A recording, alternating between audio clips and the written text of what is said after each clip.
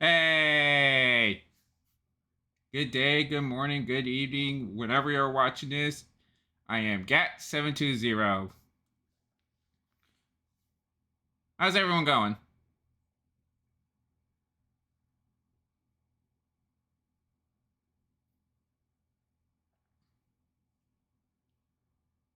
Yes, you are a mod.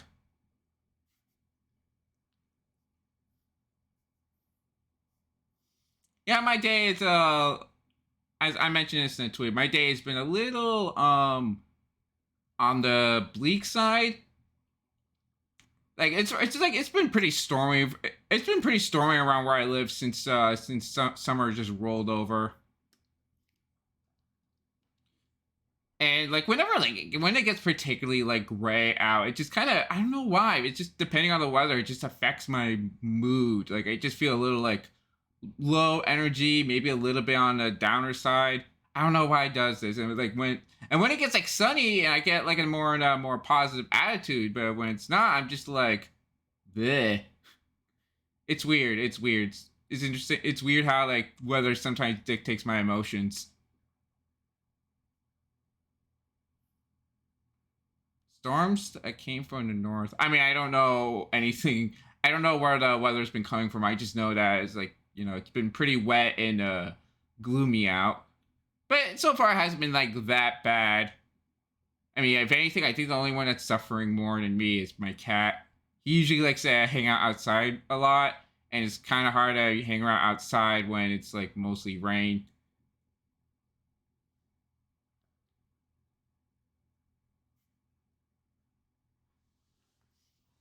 Oh, right, I almost forgot something.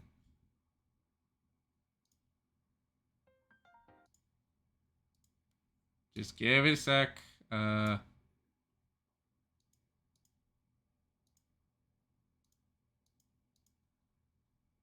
wait, there we go.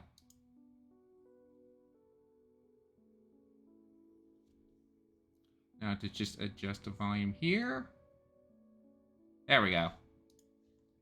There we go. That's way more. That's much more like it. Uh, so, speaking. You know what? Speaking of smoke chaos, since the smoke was like, there's been like a lot of drama on Twitch on like various different things. The one thing I really wanted to bring up, because this has been kind of like this is something I've been cooking in my head for like a while now, is that there's been like a lot of drama going on in Twitch. I don't remember the exact reason, and it doesn't really affect me because I am super small. I am tiny. I am microscopic. I am an atom.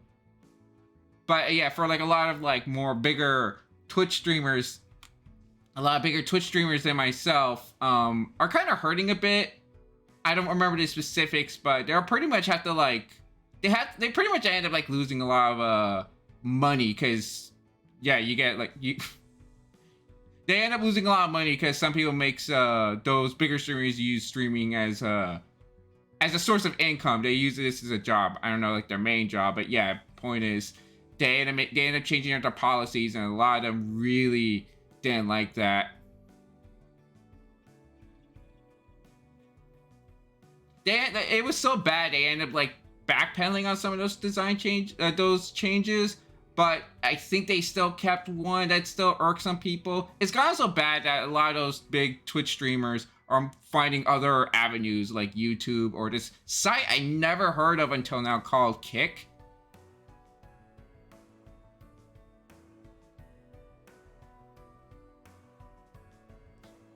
I'm talking about Twitch. I'm talking about Twitch, and you guys are talking about this the the smoke and this storms and stuff. I feel like we're having like two completely different discussions. But yeah, I never heard of Kick, and apparently Kick is pretty much like Twitch. It's a site for streaming, but it's also like very small because again, like Twitch is so popular. I don't think Kick has like a lot of like streamers and viewers. But a lot of them are moving towards to Kick, and yeah, it's starting to gain a little bit more traction. I even think YouTube even changed up their policies for their partner programs ever since that whole thing happened. So now it's a little up in the air Yeah, Kick. Yeah, I never heard of it either. I don't even think it's that new of a site. I think it's just one of those things that just went completely under our radar. But yeah, even like I lost my train of thought. Yeah, YouTube is even like changing up their or like changing up their partner program where you need like now you just need like even less requirements because like they used to have like more bigger demands, like more subscribers, more longer videos or something like that. I don't remember. I'll probably have to look up. Probably have to look up on them again. But yeah, that's pretty much the general gist of it. So it's really up in the air what's gonna happen to Twitch in the future. And again, like it doesn't really affect me that much because I mostly just want to do streaming as just a casual hobby.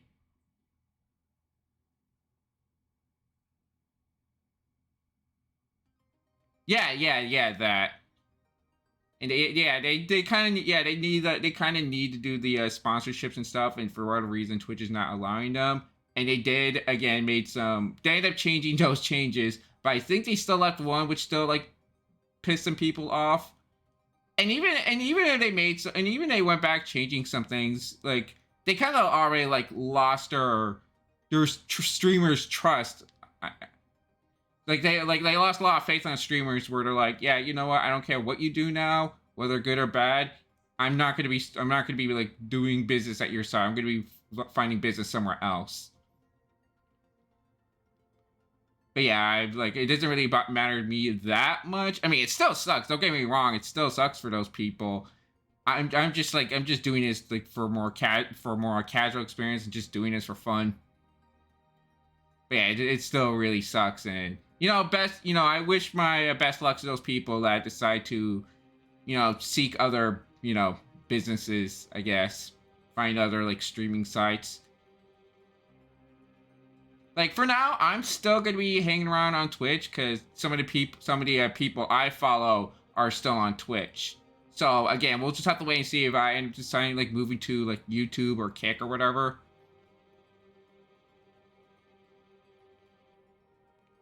It's just, what happens when any company gets too greedy in general. But yeah, I find it very interesting what's been going on. And I wanted to talk about it. I want to put my 2 cents, but I also want to wait until things like die down a bit because now other people are just basically finding new things. People are just finding new things to talk about, and the fire. Poor choice of words right now, but the fire is like dying down a bit, and I feel like now's a good time to talk about it. Because another thing I want to talk about right now, right now, I'm done. I want to change a different subject. Because another thing I want to talk about, and it's been like all over Twitter to the point where it's almost kind of comical, is the Flash movie. I have not heard a single thing about the Flash movie. Like whenever they do, I'm never given a reason, and sometimes when they do, it's just for the effects. Like, oh, I don't like the effects. The CGI is bad. I don't like the special effects. Blah blah blah. Like I hear that so often, and frankly, again, I have not seen it, and I'm a little bit on the fence. Like I do want to see the movie and see what's up, because I can't really like listen to what anyone says. Like I just want to make my own decisions and see if it's as bad or good as again, they're just mostly talking. They're just talking about the effects. Like effects, in my opinion, is like the equivalent of complaining about graphics in a video game. It does not matter. It does not matter. Like you could have the world's finest effects, but if your movie is downright dog water, then no one's not gonna care. But if your movie is like incredible, but the effects are like average or subpar, then it kind of just shows that like, who freaking cares about the effects? Yeah, that too. I think that's another reason. Like not just the effects, but even Ezra Miller. I heard he's doing a bit better. Like yeah, for a while I've been hearing a lot of like really uncomfortable things about him, but he seems to be doing better from what I heard. I don't know how much better, but relatively better. But yeah, even then, I think I remember at one point, like someone who worked on a movie said, "Oh, like this movie will make you forget all the bad stuff Ezra Miller did." That's not how it works. That's not how it works. You can't just cast an infamous actor in a good movie and just expect people to forget about all that overnight. That's not how it works. stuff like that has to take time. And like maybe more than just one movie, but also like, you know, in order to make people quote unquote forget about the bad stuff, you have to pretty much, I guess, redeem. Like you just gotta like try to do better as a person.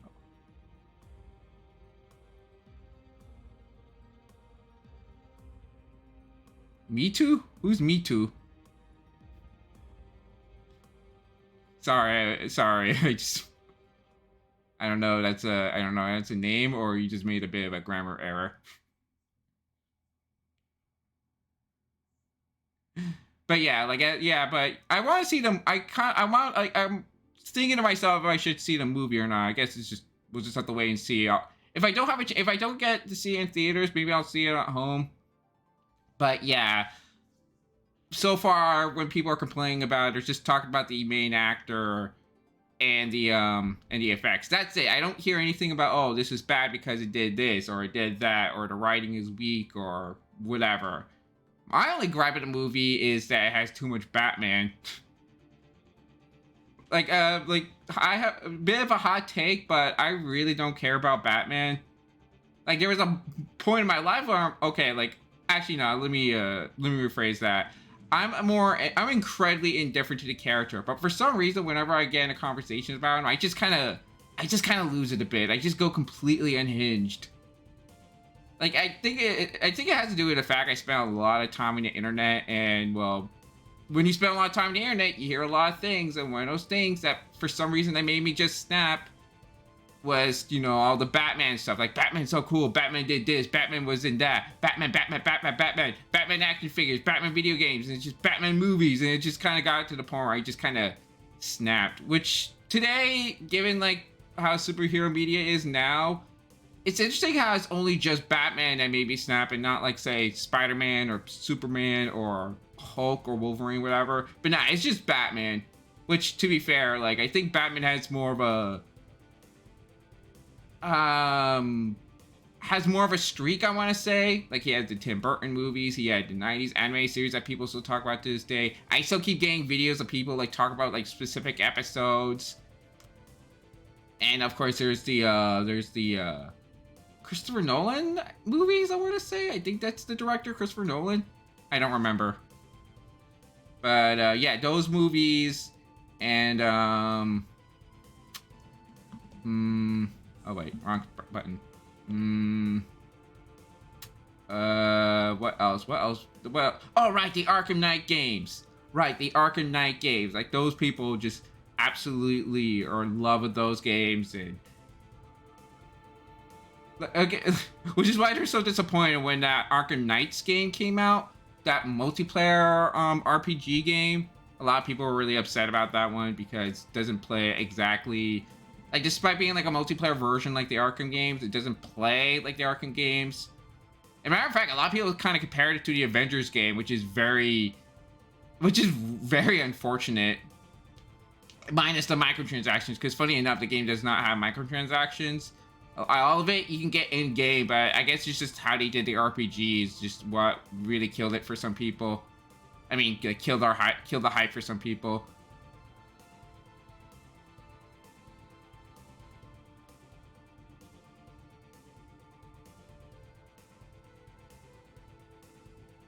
Not just because he's OP, but because not just because how they make him OP, but just like how overly used he is. Like, they sometimes just cram him in stories where he's not really needed, or at least not needed in my opinion. Like, there's this anime movie called Justice League Dark, I think it's called. It's supposed to focus more on the supernatural things on the DC side. So you have like Zatanna, John Constantine, Deadman, some kind of ghost character, Deadman I think his name was. But for some reason, they end up incorporating Batman. You know, the one, like, urban street level character that's mostly dealt with, like, more grounded stories. And for some reason, now you have him, like, deal with, like, ghosts and demons and stuff. It just doesn't make sense to me why he's involved. It's like having Spider-Man in a Guardians of the Galaxy movie. But yeah, it's just, like, Batman's been a bit of a bane of mine. Like, I don't want to like hate the character. It's just like I just think he's a bit what's the word? what's the word? Overrated. Right? I think he might be a bit of an overrated character.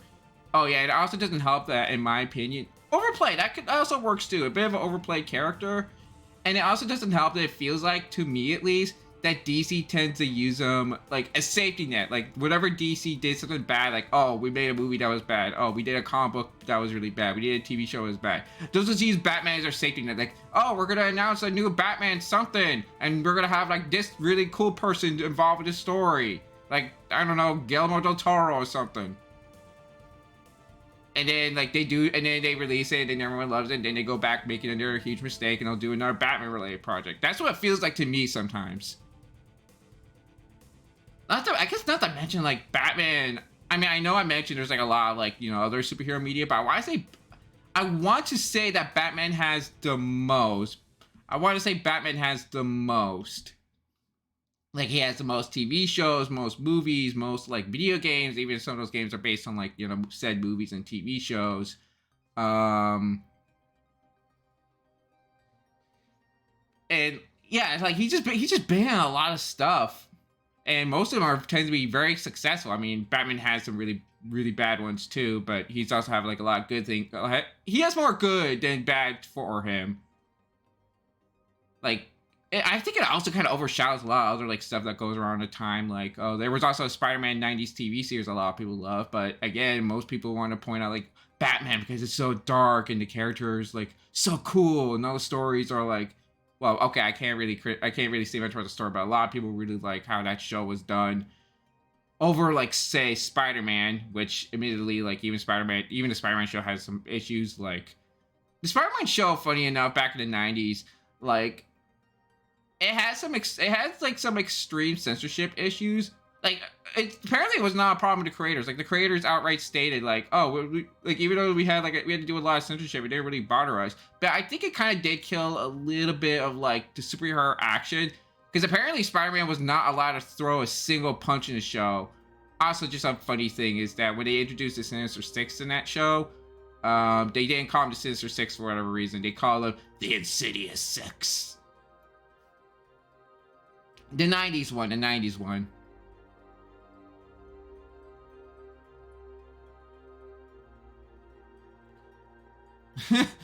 Sorry, I was looking at the previous part of the chat. I didn't have a chance. Like, what? Why were you looking at Nick Fury? Yeah, the Insidious Six. I do not know why.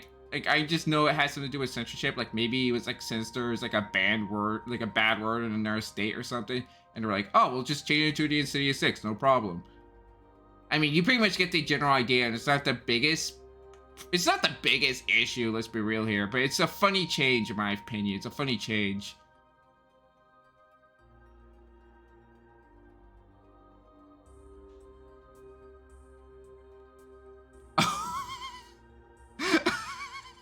Oh, okay. Gabby, I know you meant. Okay, I'm sorry, man. It was just for a second there. I thought your typo said kept gaying. Like what?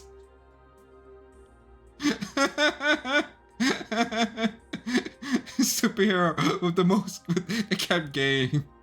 I am incredibly immature, but yeah, kept saying Nick Fury, which I do not know why they say that. Like, Nick Fury only had, like, a made-for-TV movie, and it was not good. He does, I mean, this was, like, before, like, the MCU stuff. Like, before, it was, like, the time when Nick Fury was white, believe it or not. Nick Fury used to be a white guy before they ended up giving him a race change, and everyone loved it. Which is, you know, it's a little funny, because, like, Nick Fury gets a pass, but whenever do the characters, like, say, the Human Torch or someone else, I think I remember hearing another character that got a race swap, but, yeah, whenever they do it to a character like Human Torch, they just go completely animal on that. Ah, okay. That doesn't count. Like, appearing in someone else's movie doesn't really count either. That's like, you know, it's a universe movie. What do you expect? But yeah, in terms of like actual solo movies where Nick Fury's the main character, or just games, TV shows, whatever. Just his own media. He only had like a made-for-TV movie starring David Hasselhoff. And then after that, yeah, it was not good. It was not good. And of course, we're going to be getting the Secret Invasion storyline with the MCU Nick Fury, which I am actually looking forward to. Well, Google's stupid. Get your act together, Google. You got it wrong. We're asking for like super like stories that involve like where the character or the main like stories that involve Nick Fury as the main character, not just him appearing and stuff. Like he was even in the I forgot, he was also in like as a playable character. Capcom made a Punisher game back in the 90s as a beat 'em up, and it's actually a pretty fun one. I mean, beat 'em up in the 90s by Capcom is always going to be a good time, like Alien vs Predator, but now I'm just getting off topic. But yeah, Batman, I found him a little bit overplayed, a little overrated. Like even more so than probably any other character. Like I haven't really felt like this about anything else besides just Batman. Yeah,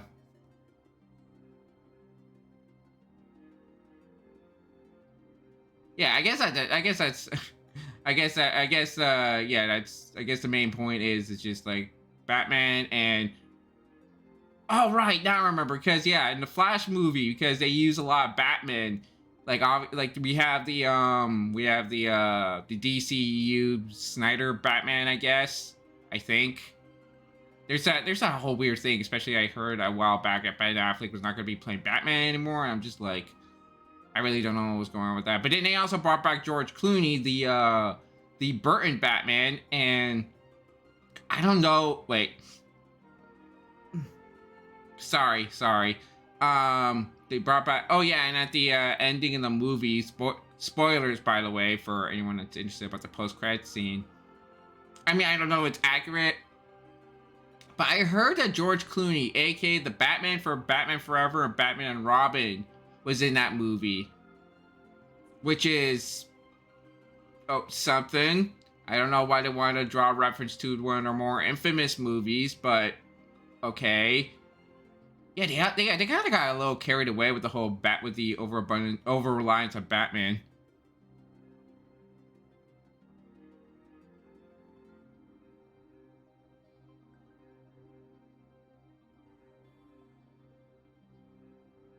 Yeah, I know.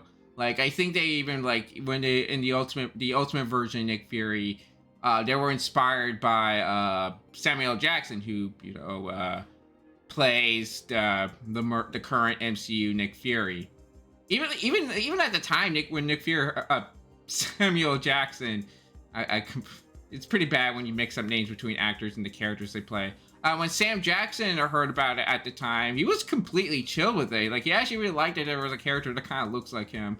And of course, years later, we end up getting the famous Black Nick Fury, who ended up pretty much just becoming the new de facto Nick Fury. Like, gone of the white Nick Fury.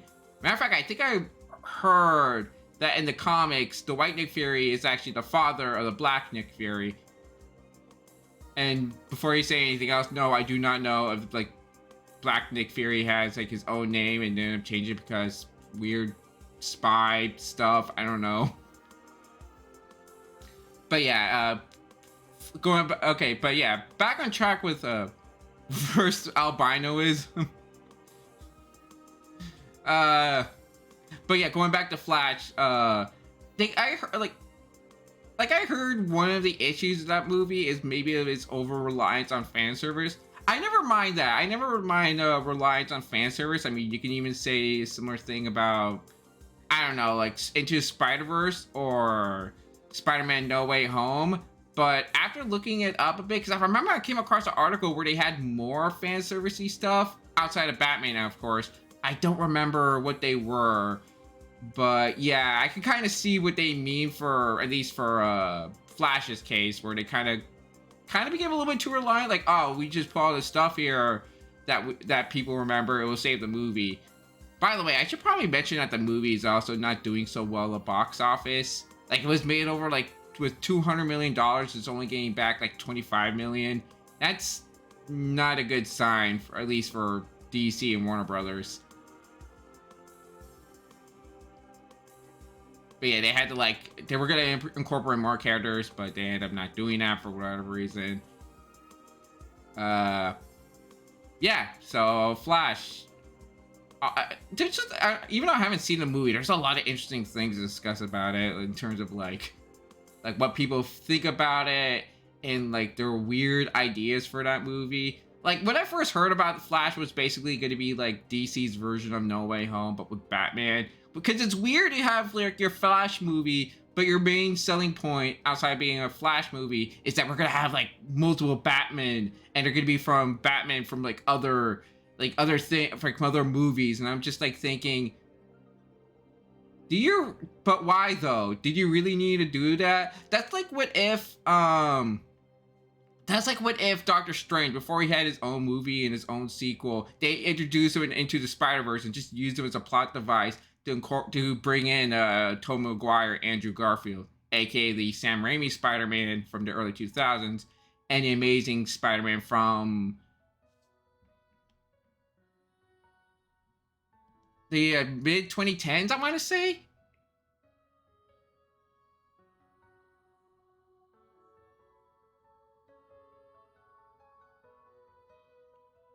Yeah, because it borrows elements from it's pretty much their reimagining of a famous story that I see DC been adapting, called Flashpoint, where Flash screws around with time, and he ends up creating a horrible future, and then he ends up fixing it, and I think that ends up I think in the comics they end up rebooting the whole DC universe. Really, really interesting stuff there. But yeah.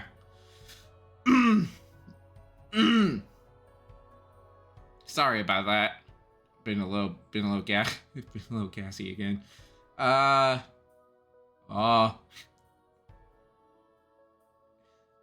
just trying to think of like other stuff, because I really wanted to talk about that Flash movie, which was really interesting. I already talked about stuff about Twitch. Oh yeah, I should probably really get this off my chest. I just want to make things clear that I still don't want to invite like sort of like any form of hostility, drama, general negativity, because I'm not usually about that. I just want to have a good time. But there's some things that have to be said because this has been a bit of a gripe of mine. This has something to do with Halo, or more specifically the community. Because the community is a bit of a mess right now, with everyone has their own like viewpoints of what Halo should or shouldn't be. Because ever since 343 ever since like Bungie ended up moving on to like, they ended up parting ties on Microsoft and ended up working on their own like and ended up doing their own thing which ended up with Activision. That didn't work out so well, and they ended up working at Sony now, which is something. I don't know, that's kind of fun. They end up leaving Microsoft and end up somehow working at Sony. Watch as I turn on, they end up leaving Sony and then they end up working at Nintendo and they end up making Metroid games or something. I don't know. Would be funny. But yeah, the community is a bit of a mess ever since 343. I'm not going to be blaming 343 for all the problems. I mean, they're not a perfect company. They definitely had some faults. But they're not like, some people like to claim 343 as like the worst company ever, or one of the worst, which is just straight up not true. That's almost demonizing, because you have like actual companies and studios that has done like actual harm. A lot of people, like, you have like studios that end up like just firing like their employees. You have you hear things about like sexual harassment and like crunch. Like, you have like employees overworking, hostile work environments. Meanwhile, 343, like, what have they done? They've done Halo games that a lot of people, or a majority of fans, just did not agree with. And it's just like, it's just depressing to hear. Yeah, it's definitely kind of like Sonic, because Halo after 4, because listen, okay, when Bungie parted ties with Microsoft, the last game they made was Halo Reach. Halo Reach introduced a lot of new, I want to say, new mechanics for the series. Wait. Sorry, I don't know why, I'm a little bit congested. They introduced a lot of mechanics, like I don't know how to put it. They introduced like things like sprinting and how the weapons work were a little bit different, and like the equipment. Yeah, like Halo Reach introduced like equipment. It's not that new. Halo 3 did it, but they did it. But they did a little bit more differently in Halo Reach, because in Halo 3 there were almost like the grenades. They only had like a one use thing, but in Reach you can use them as many times as you want. Like you had like cloaking, not cloaking. You have like you can like create a hologram of yourself. You have a jetpack, and the most controversial one. And yeah, the most controversial one, which is sprinting. I really don't want to talk about sprinting because that's this whole can of worms. But yeah, when they left Halo, they left it on that note, and I believe that's where oh sorry, 343 was left off with. They end up like carrying on with they were left with continuing what Reach left off with. If they did made Reach, or just made Reach a little bit more like how Halo 3 was, maybe things would have been more different on the gameplay side of things. Because aesthetically and music-wise for 4 and 5, it did kind of split. It kind of left a more divisive reaction from more fans. Some people think they look ugly, they look overly detailed, they look nothing like Halo. It turned Halo to a generic-looking sci-fi shooter. Nowadays, I've been seeing more people being more positive and actually really liking the 4 and 5 aesthetic. Matter of fact, funny enough, Halo, one of the inspirations for Halo's art style was, like, believe it or not, anime, like Gundam. I believe Gundam was like one of the inspirations for Halo's art style. And something funny that my brother pointed out to me, something I never realized, is that like I don't know if 343 ever stated what they got their inspirations for the art style, but my brother pointed out it almost looks reminiscent to Evangelion, Neon Genesis Evangelion, how the Evas kind of look, and you know what? I can kind of see that. They do look a little like Eva-esque, which is very amusing to me. It's also kind of funny because you also have people like complaining about like, ew, I don't like anime in my Halo. I'm just like, bruh, Halo. It's pretty clear that Halo got some inspirations from anime, and even a lot of times, a lot of times, Halo kind of feels like aesthetically, Halo's always looked a little bit like a retro anime, I guess. It's also yeah, like Bungie also made a game before. Actually, no, this was like a little bit during during Halo's heyday. They ended up making a very anime-inspired game called Oni.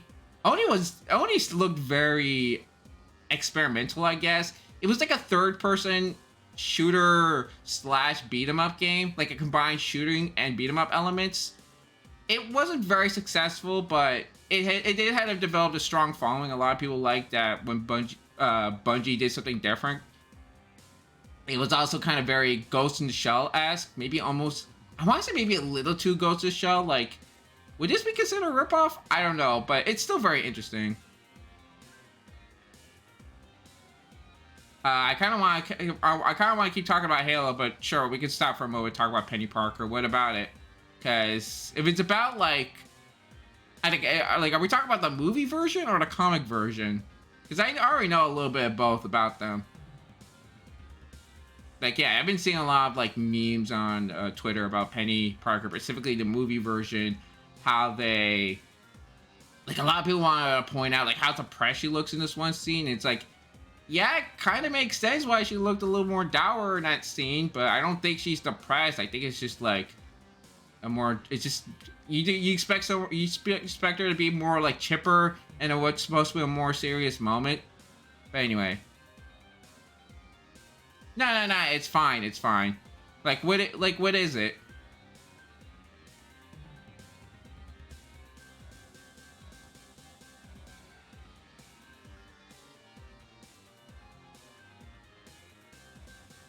I'm just enjoying music a little bit. Let me see. I did mention I wanted to mess around with the volume a bit, because I don't want to be too overwhelming, but I don't want it to be too quiet either.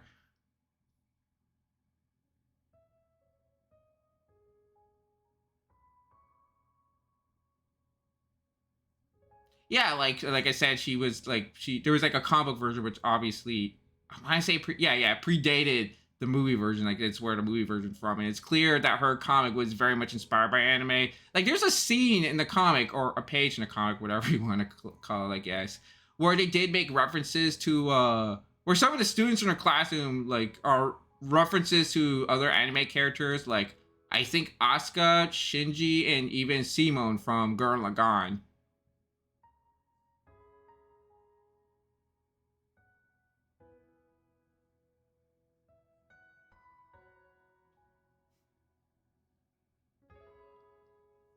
But yeah, like Penny Parker is a really interesting. I think Penny Parker is a really interesting character.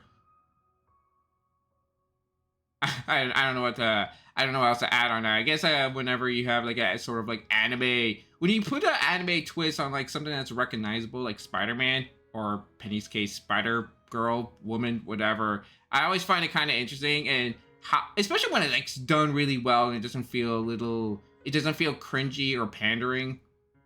Because I know there was like a time when like anime was becoming like more big in the West. Things got a little awkward and weird.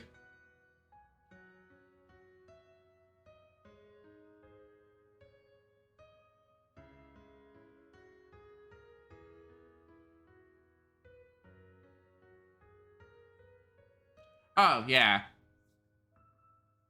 You know, I don't know why, but that reminds me of Spider-Man Noir and his backstory. Vulture in his universe, Vulture was like, it was some kind of serial killer cannibal that ate his uncle. I don't know why, but when you put I don't know why, but when you put like X character 8, like when you put like X8Y like completely out of context in a way that sounds so blunt, it just makes me laugh. Like Vulture 8 Uncle Ben. I'm just like, I mean, I just find it so funny. Maybe like maybe I just have a dark sense of humor, but I just find it so funny because it's just so out of left field.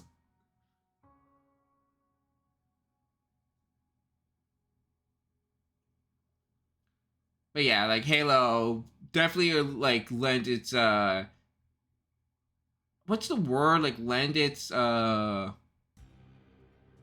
don't know what to say, but like Halo definitely Halo has its roots in anime, which I guess makes it very appropriate. Like something I never thought about a while back is that the Halo Legends anime, which is an anthology series. Like if you're familiar with something like Star Wars Visions, it's pretty much like that. Just instead of Star Wars, it's Halo. But yeah, going back to where I was talking about the community, ever since then, when 343 took the rings, it kind of created a situation that I want to say it's similar to the Sonic fan base. Like you have like so many people that have like so many different viewpoints about like what Halo should be or what it should be about. Like even the story for Halo, like the story in the original Bungie trilogy. Yeah, because yeah, just to clarify, uh, something that the community and myself likes to, I don't know how to put it, divide these games into eras. Like you have the Bungie era, which consists of the original trilogy, Halo Wars 1, ODST, and Reach. And then you have the 343 era, which was and then you have the 343 era, which is 4, 5, Spartan Strike, Spartan Assault, Halo Wars 2, and Halo Infinite. And yeah. What was I talking about? I think I got a little bit too invested talking about that for some reason. Right. Because in the original Bungie era games, the story revolved mostly around the war itself, not so much the characters. It had some great characters, some memorable moments, but after that, that was it. The story was over after Halo 3. Well, I guess Halo Reach, depending how you want to look at it, I guess. But yeah, that was the story. That was it. Like, 343 could have just like continued it with the like maybe start a new war or something, but they wanted to do something a little bit different instead of just, I guess, retreading the same steps and have it focus a little bit more on Chief and Cortana, have it be a little more character driven. And you know what? They did a really good job. But for some reason, there's a part of the community that thinks that just calls it just straight up fan fiction. Like for some reason they just hate the idea of these like, I guess you have characters like Master Chief like having expressed a little bit more emotion and having a little bit more like Master Chief is an iconic character, and what I don't like seeing Master Chief as is sort of like this sort of, I guess like being like a 90s FPS character where their only trait, like their only iconic trait is just, you know, spouting a bunch of one-liners, like Duke Nukem, for example. So I really appreciate what 343's been doing. However, they did kind of shot themselves in the foot with 5. 5, I don't know what happened during 5, but 5 ends up being known for having the, like, it doesn't matter if you're a fan of the 343 games or the Bungie games. I think a majority of us agree that 5 was definitely the weakest installment in the franchise. I can't say why. I can't say, like, I don't know how, but there's like a lot of factors, like misleading marketing, and it seems like Halo, like 4 was pretty much like a sort of like a soft reboot. 5 again feels like a soft reboot. Like, it doesn't feel like a proper sequel. It just feels like you're just trying to set up something big again, even though they were already setting up something big after 4. They end up bringing back Cortana as the main villain, and I'm like, this is just my guess, but I assume that at some point, all right, because I should probably mention that Cortana died at the end of 4, and then they brought her back alive. They brought her back to life as the new main villain, even though we kind of already had an established villain named the Didact. Like, it was a little bit left in the air if he died at the end of 4, which, you know, added like mystery, and I could definitely see Didact being the main bad guy for 5, but they didn't do that. They ended up killing him off again in the comics. So if you have if you ever wonder what happened to him, there you go. You just I think the comics was also meant to tie into 5. That's probably another issue with 5, that they end up having, like, if you want to understand like the overall story and what's going on, you have to like look into a lot of like media that's tied into 5, like books. I think they made like a live action movie to tie into it, and I already mentioned about the comic books too. Yeah, they kind of over relied on the multimedia too much, which is you know, unfortunate. Like, I don't mind Halo having books and anime shorts or whatever, but when they become required to understand the full story of your next game, you're kind of doing something wrong. But yeah, and there was like the whole Hunt the Truth thing, and there was like speculations about like you know, like, they introduced this new character that a lot of people didn't like, named Agent Locke. I don't hate Locke, but I definitely don't see him.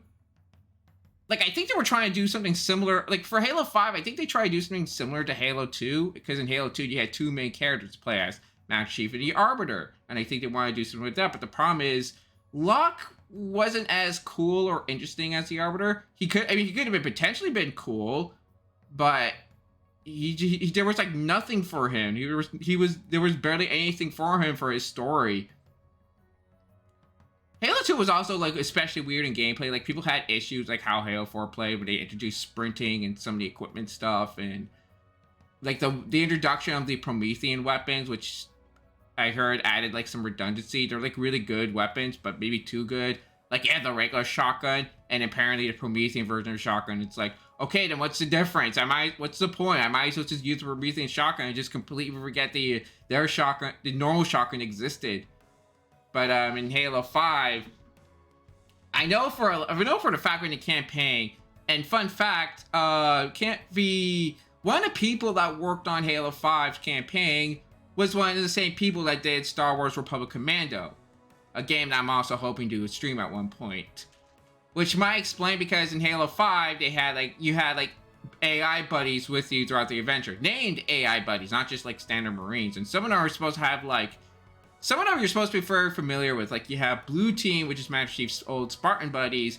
And on Locke's side, Locke's had more new characters, but one I was very familiar with is Buck from ODST. So that's pretty cool. But, you know, that doesn't really save Halo's campaign from being not that really good. Multiplayer was also kind of controversial because, you know, at that point, it started look... Like, if you compare gameplay footage between, I guess Infinite and 5, you can see like how different these games look. Like, Halo 5 is a much more fast-paced game. It's almost like it's almost, I guess it's almost like Counter-Strike in a sense, like how fast everything is. I'm not very familiar with Counter-Strike, but what I have seen is like all you have to do is just aim your gun at someone, they just die, and it's just like, oh, isn't that like any other FPS game? No, because like I think with Counter Strike's gunplay is a little bit more realistic. Like if you get shot, you die. You don't have a health. I mean, that's just my guess anyway. But yeah, it's a lot more fast paced, and you have like much more mobility. Like you can stay in the air and do a ground pound, which I can never like get. Like the ground pound is really awkward to use, and at least in the campaign, because I can never land a hit. I can never hit anyone with that stupid thing. And you also have like sort of like a rocket charge, like a tackle, and you use like thrusters. Halo 5, but yeah, Halo 5. But here's the thing, a lot of people, like I did say that the game, there's like a lot of divisiveness towards the lot of the 343 stuff. Like a lot, like the crazy thing is, a lot of people really like the multiplayer, or at least a majority of like Halo Halo fans like the multiplayer, but the campaign is not the best. It definitely has, I think I don't want to say it's the worst, but it's definitely not the best. Like I said, it's the weakest of the series. It has some cool moments. It does have some cool ideas and some interesting things. Like, for example, there's a few missions that takes place on St. Helios, the homeworld of the Covenant. Sorry, not the Covenant, the Elites. Those cool looking dinosaur split jaw guys. It was really cool, and there's also like moments where like you have moments in the campaign where you just like look around. Yeah, you just walk around and look at stuff, which unfortunately there isn't a whole lot to do, but it does have some like interesting like little, I guess, Easter eggs. Like there's like if you look up clips of like a grunt talking to an elite, you'll see what I mean. Like Halo 5 grunt talking to elite or whatever. It's really funny. Like the grunt seems to be like, I want to say the grunt's almost like, that grunt's almost breaking the fourth wall. Like, he's not aware of the fourth wall, but he's definitely looking through it. It's really funny. But yeah, that's not enough to save campaign from being the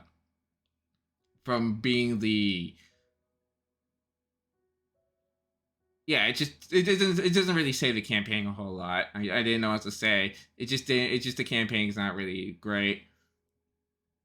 And for a while, Halo's been both Halo and 343 has been in a really interesting spot. Oh, I did mention, well, I don't know what happened during Halo 5's development, because I really like looking up on stuff like, oh, like what was going on? Was it because of like some writer disputes, the director, or like outside interference? Like, oh, Microsoft was like being very handholdy and was like, oh, like we've been getting like we've been hearing some stuff from people, and maybe you shouldn't be doing that, like just kind of interfering. I don't know what I mean maybe it's that, but I know for a fact that part of the reason for the changes, like backpedaling on those ideas, like the Didact, like just end up being like completely absent and bringing back Cortana as the main villain. Yeah, it's fine. Like Red vs. Blue is a really iconic web series. It's like for a while, Red vs. Blue started a whole like, Red vs. Blue is not the first machinima, but it's really started a whole phenomena similar to like what happened to VTubing. But that's something for but that's something for much later. But yeah, I don't want to sound mean, but I kind of want to blame the community. Like after Halo 4, you just have like the more vocal people that really didn't like we don't like that, we don't like what you were doing with Chief, we don't like what you've been doing with Cortana, we don't like Didact. Which, by the way, if you look up like Didact cutscenes, and by the way, in case you don't know, it's spelled with Didact. Like Didact, like even at the time when I first met Counter Didact in Halo 4, I thought he was a really cool villain. He had like sort of like he kind of had like sort of a Darth Vader vibe. Yeah, I would recommend looking him up. He's actually pretty cool. But yeah, a lot of people didn't like him. They said he was like a boring villain, which I guess is why they ended up killing him off in a comic. Spoilers, by the way, they didn't, but we'll get to that later. They ended up killing him off in a comic, and I guess to the fixed. Yeah, they kind of overcorrect it. And they end up bringing back Cortana, but they're like, oh, frick, what we're going to do with villain? We'll just bring back Cortana, and maybe we'll just do a whole, like, redemption thing and have Cortana become a good guy, join Chief, and try the whole noob story all over again. It feels like Halo, I feel like the fan base might be at fault here. Again, I'm not saying, like, 343 is blameless. It's like, a little bit of column A, a little bit of column B. I think both are to blame to the situation, plus Microsoft. Because I don't think Microsoft does a good job. Like, unlike now, Microsoft's doing pretty good in their games. I mean, if you checked out the Xbox showcase, they actually announced a lot of interesting games, and they even released a trailer for a new Fable, which I'm really hyped for. But for a while, it felt like they didn't have a lot of like exclusive games on the platform. It feels like they kind of forgot they were supposed to be a video game company, and ended up prioritizing more on like their tech on the Xbox consoles than just the games for those consoles. Gears, Forza, Fable, Halo. It feels like they didn't have like quite the library, unlike Sony and Nintendo, where they had like God of War, Spyro, Crash, which may not be, some of those might not be a good idea because now they're third party, but we'll just stick with them anyway. We'll just leave them there anyway. Ratchet and Clank, Uncharted, even like a couple of like From Software games like Demon Souls and Dark Souls. Wait, maybe not Dark Souls, but yeah, Demon Souls, Bloodborne, and maybe Sekiro. I want to say Sekiro was only exclusive on PlayStation. And yeah, of course, there's Nintendo. Like, if you're someone that plays Smash Bros., then you already know their entire like catalog of games. But Microsoft, they're almost non-existent. Like, even the games they did, like even their exclusive games that was made way back when with the original Xbox, they just completely neglected them. Like, you ever heard of a game called Blinx the Time Sweeper? I keep calling him Time Cap, but no, it's Time Sweeper.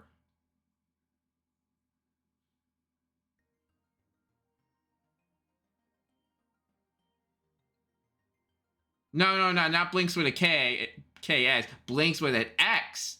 And yeah, just what I thought. No.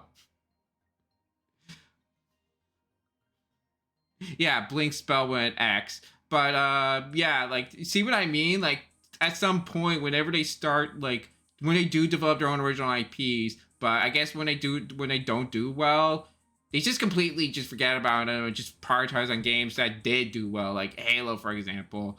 Like, I was much of a Halo fanboy. I don't really agree with Microsoft's methods of just prioritize everything over Halo, because it's kind of like with Sony, not Sony, Square Enix, because I feel like Square Enix has been a little bit too dependent on Final Fantasy 14. It's like one of their most successful games and making a lot of money for years, which is kind of concerning because like a lot of the other games outside of like 7 and the 7 remake and whatever else, they also been like being a little weird, making a lot of like these NFT games and stuff. Yeah, it's like I heard they're kind of. I think I remember hearing something about they might be hurting a bit financially because of their stupid decisions like that. But hey, it's fine because they have Final Fantasy 14, and Final Fantasy 14 is making all sorts of money from like players, subscriptions, and shops. But at some point, they need more products that can do just as well as 14.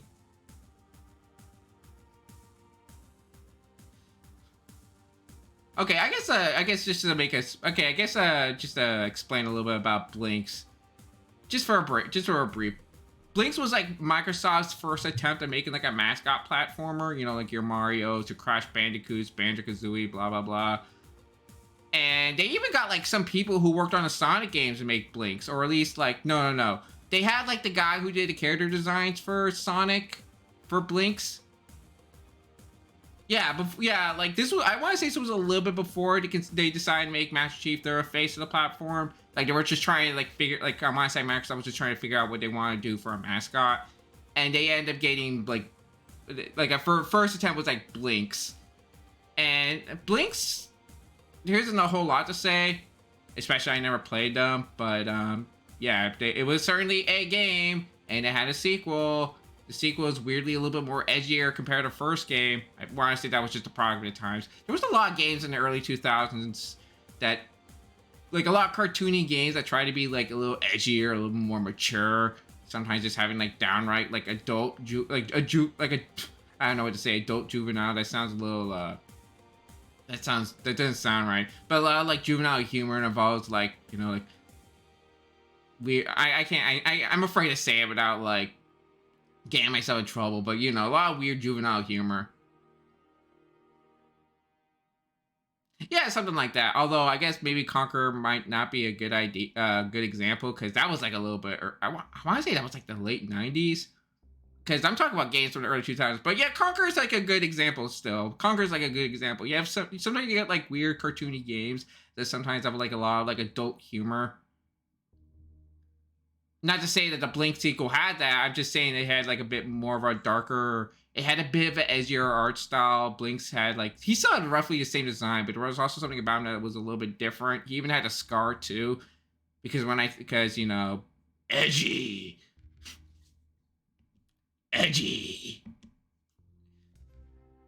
It was also a very interesting game. I mean, it also had like multiplayer, like, and you can also play. Actually, no way. In the sequel of Blinks, you don't even get to play as Blinks. You end up playing as your own like customized character, which is a cat.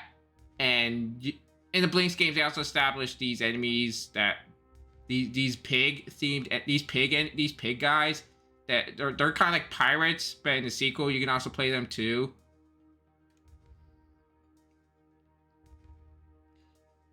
Yeah, but after the second game, that was it. Like Microsoft just completely just forgotten about Blinks to the point where the title was kind of abandoned, and I think someone bought the IP. Don't ask me who or why or there's any plans for that. I don't know. But anyway, back to Halo. I admit I got on a bit of a tangent there, but I just want to go back talk about the Halo. But yeah, 5 put 3 for 3 really interesting spot among a lot of fans.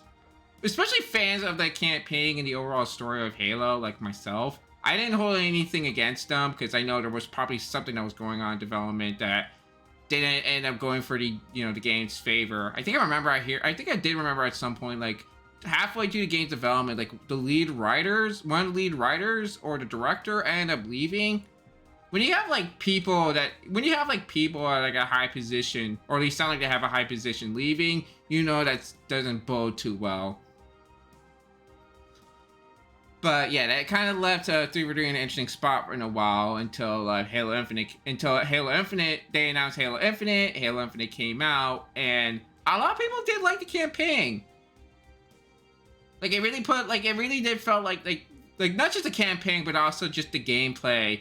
Like in my opinion, Halo Infinite's gameplay feels like more of a natural progression after 3.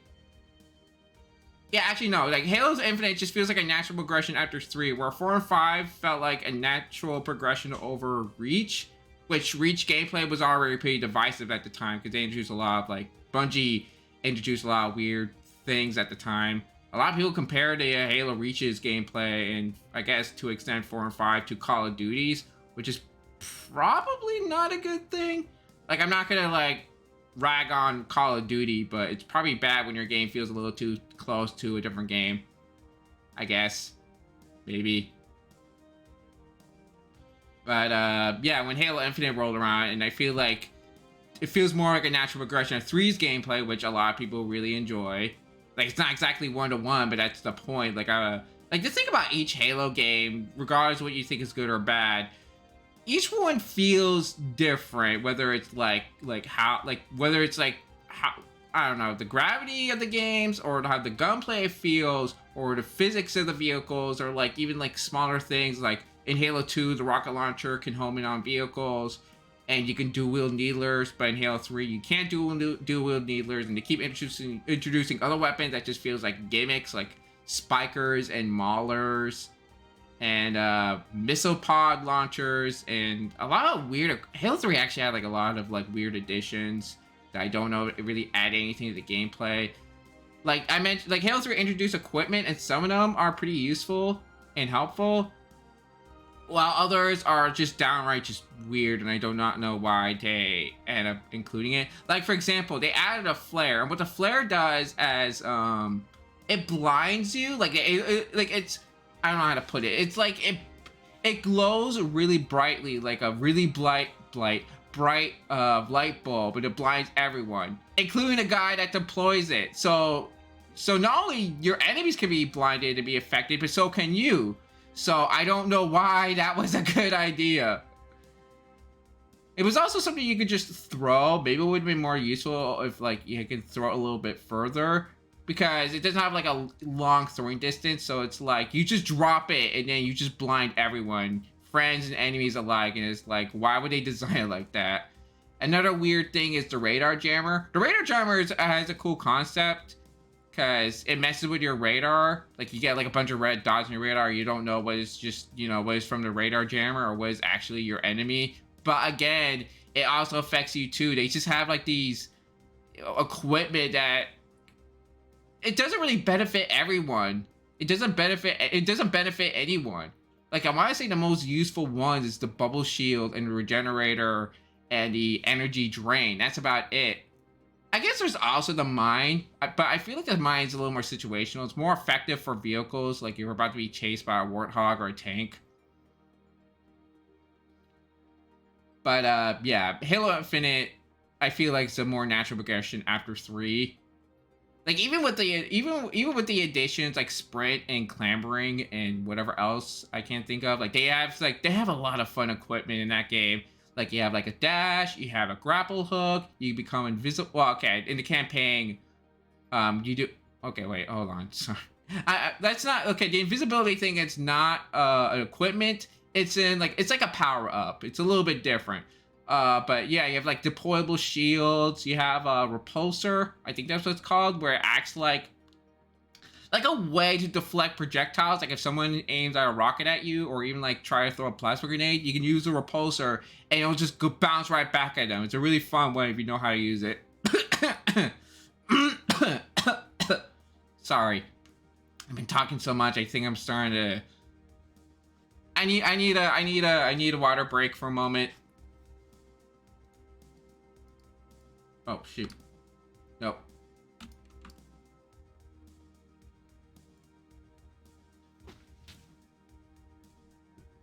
I'm still in the room.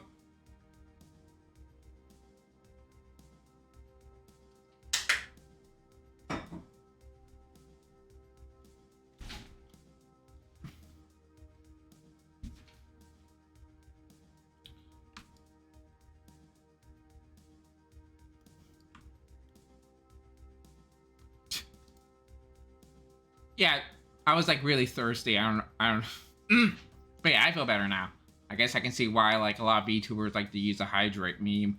But what was I talking about? Right, a lot of the equipment in Halo Infinite is really fun to use, and a lot more useful compared to what they introduced in 3. Oh, you know what? I should have mentioned in Halo Reach, like they introduced some interesting ones, but some of them were also kind of game breaking and kind of abusive. I mentioned the jetpack and how like a lot of players tend to use that to get to like high inaccessible places. Like no one can literally get to them unless you have a jetpack, and if you use it, you pretty much have an opportunity to snipe anyone from a distance. But I think that's not as bad as. Sorry, like what?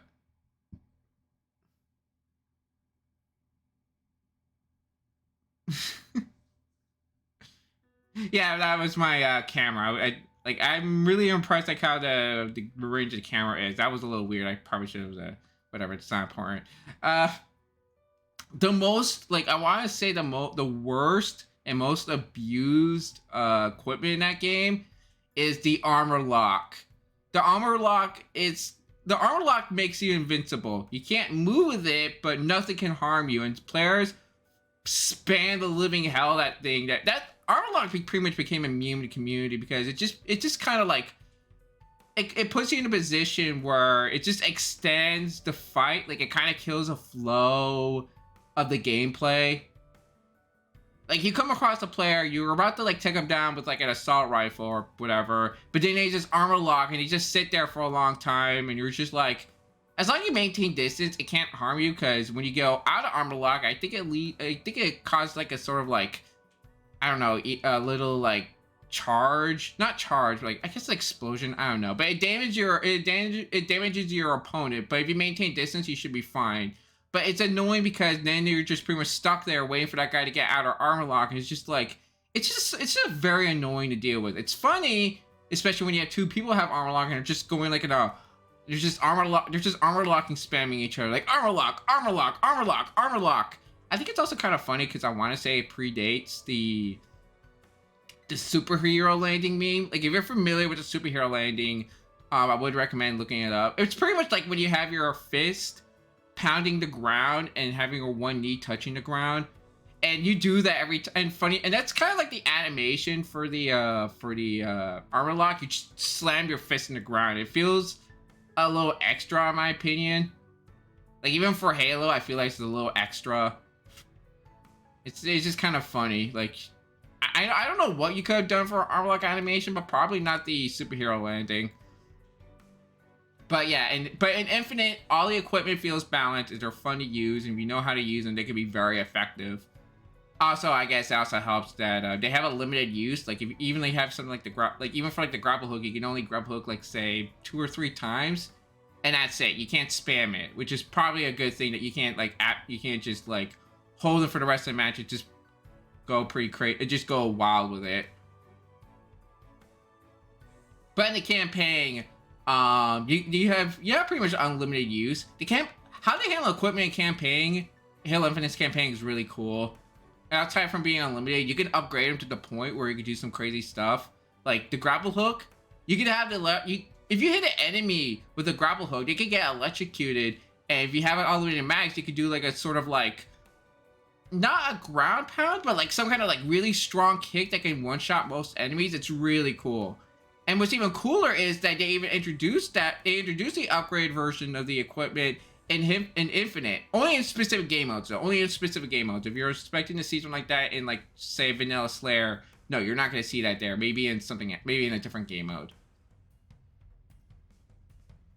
And then there's sprinting. Sprinting has been also a very controversial thing in Halo. Like, pretty much to the point where I really don't want to talk about it, but I guess I'm talking about it right now. I'm not gonna dwell on it too. I'm not gonna dwell on it too much. It's just 4 and 5 was very experimental with sprinting. I'm just gonna put it as that. 4 and 5 was very experimental. Actually, overall, 4 and 5 was very experimental, gameplay wise and visual wise. But for Halo Infinite, in my opinion, again, they really nailed it. Like, sprinting doesn't make you feel too fast, but it still feels pretty viable. Yeah, that's pretty much all I can say. It doesn't, like... And I think they also got the scaling and the maps right to accommodate the sprinting, too, so it doesn't feel too large.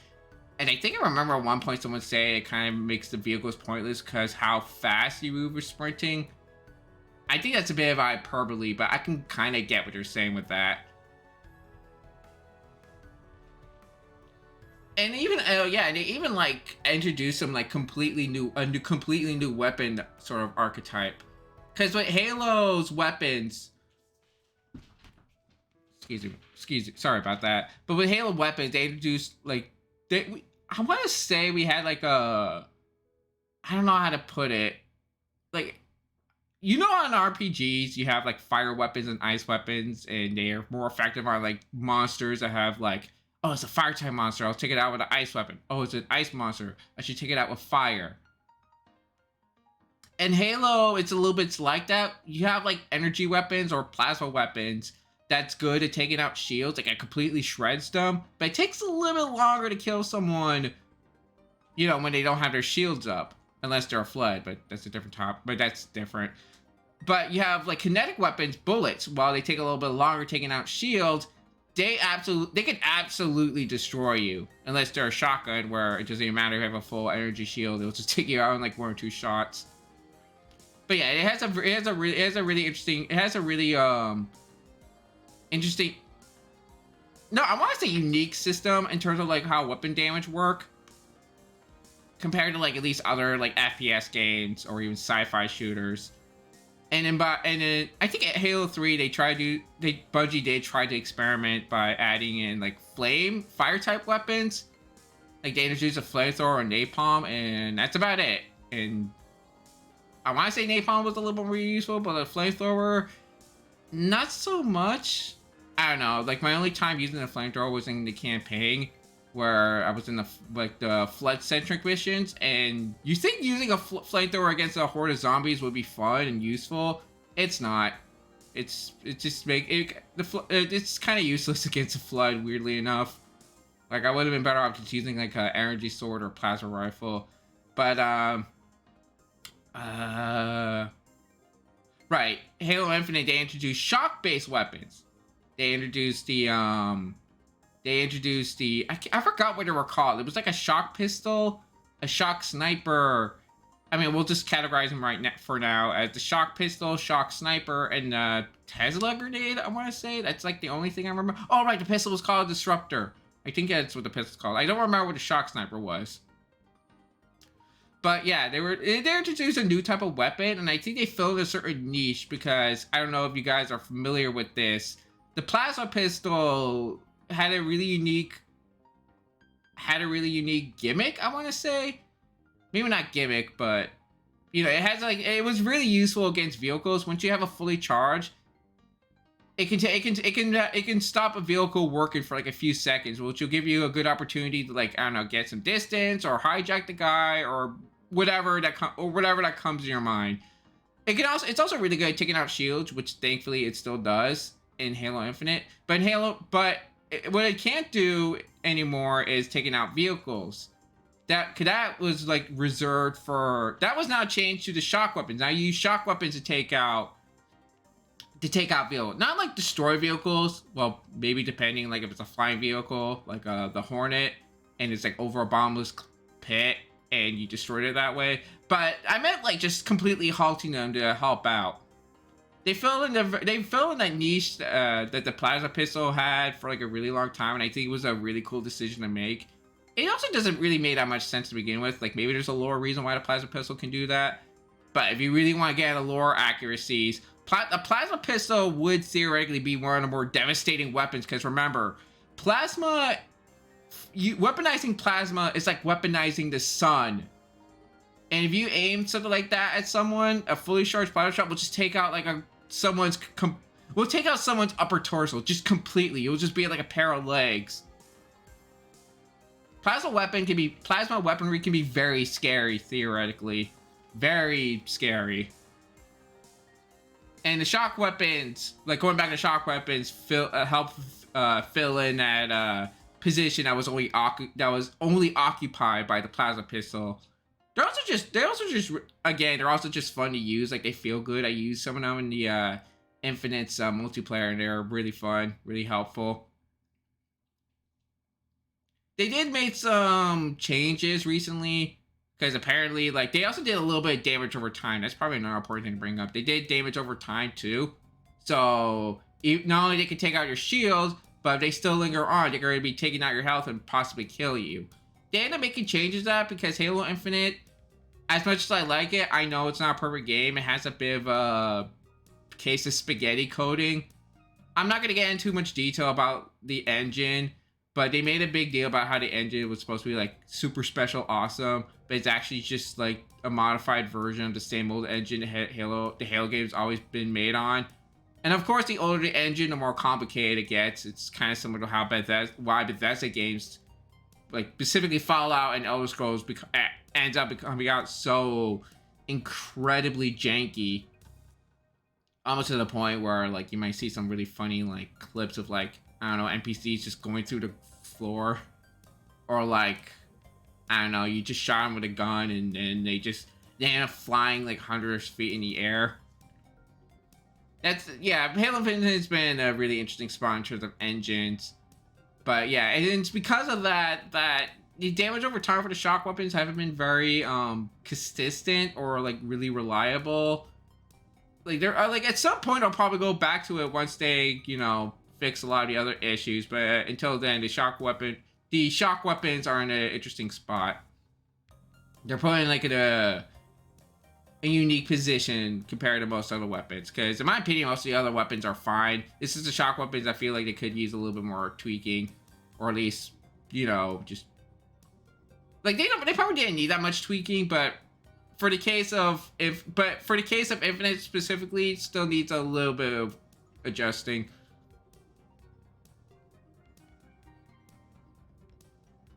I don't know why would they. I don't think they need it. I mean, let's keep in mind this is an FPS game, not Elder Scrolls. I don't think they need more melee weapons. Because in Halo Infinite, I think we got the two that matters the most, in my opinion anyway. The ones that make the most sense are the Gravity Hammer and the Energy Sword. Funny enough, in Halo 1, there is a cut weapon where you can use like a machete. Which, you know, imagine getting a sword fight with a machete and a sword made of pure plasma. As cool as it is, it wouldn't really make that much sense. And I feel like it would just functionally be the same thing as an energy sword, maybe with a shorter range, I don't know. Oh yeah, in Infinite, they also introduced like more Forerunner type weapons. Like they did it in 4 and 5, but again, they kind of like, they were just basically like Forerunner versions of like already existing weapons, like assault rifles, battle rifles, shotguns, and rockets. And like they kind of like they just became like very overpowered and very redundant. But for Infinite's case, not only they introduced like really unique type of weapons, but they also look really cool to me. Like my favorite is the give me one sec. What was that weapon called?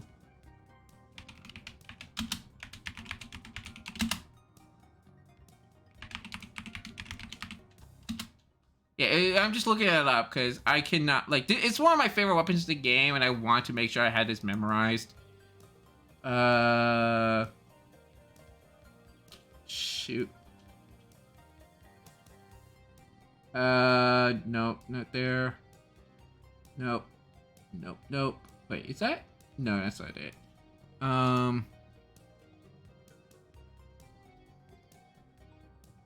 God, I hate how these wiki sites don't even give you like a freaking like thumbnail when you're trying to look for them.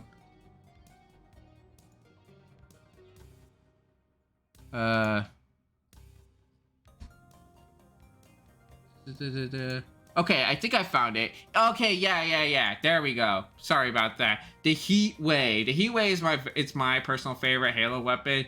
Not just because like how it feels when you're using it, but I also just like the general look of it. It's very boxy and almost kind of bulky looking.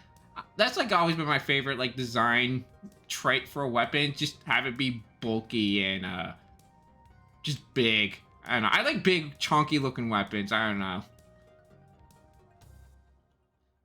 And oh yeah, they also introduced another weapon. I forgot what this one's called, but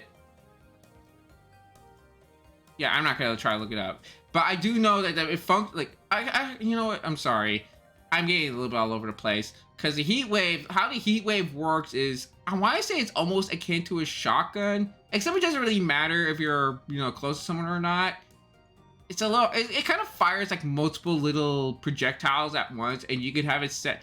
It kind of works a little bit like the plasma cutter in Dead Space. You're familiar with it, where the alt firing, because there's like so many forward, because some weapons have like a sort of alt fire feature, and for the version of the Heat Wave, is that you can shoot it vertically or horizontally. I haven't really figured out what is the difference other than like I think one works better on vehicles and the other one works on single player targets, or maybe because one does more damage, but you have to aim a little hard. You have to aim more, or while the other one does less damage, but you have more wider range to hit your opponent. Like you're gonna have a hard time missing. That's my guess. I haven't like completely understand it, but it is still like a really fun weapon to use in my opinion. Another one is, okay, again, I don't remember its name, but it's a really unique one, a really cool one, because it's basically a grenade launcher, but it homes in on your enemies. Like I haven't really mastered it, but it's a really cool one when you have like guys like taking cover somewhere and you're gonna have a hard time reaching it for them. But if you just if you have it like aimed at their general spot, it will completely like, I guess maybe not completely, but it will have like a bit of a U-turn and just hit your enemies. It's in that like taking cover at that corner or something. It's a really cool one. I might be gushing a little bit, but I really like their version. I really like their take on the Forerunner weapons. They look unique, they feel unique, but they might not always work, but again, like depending how you use them, they can be very effective. And of course, they also brought back the classic Sentinel beam, which is just a big laser. Nothing to say about that. It's a big laser, and again, really fun to use because you can't go wrong just shooting an endless beam of energy. Bzzz. It also has a cool effect where when you kill someone with a Forerunner weapon, they just completely disintegrate. It's really satisfying disintegrating someone. Aside from that, like, yeah, they also brought back a lot of the classic weapons and introduced some new ones. Mangler. Yeah, that's what it's called. Mangler. I feel like I'm still missing one. Oh, the Bulldog, which is like an automatic shotgun. It's been a little bit. The Bulldog's in an interesting place because. Sorry, I'm just realizing how I keep saying interesting again. I'm not really proud of it, but it's in a quite a spot right now. It's because a lot of people really did prefer like the classic shotgun. Me, like, it doesn't like.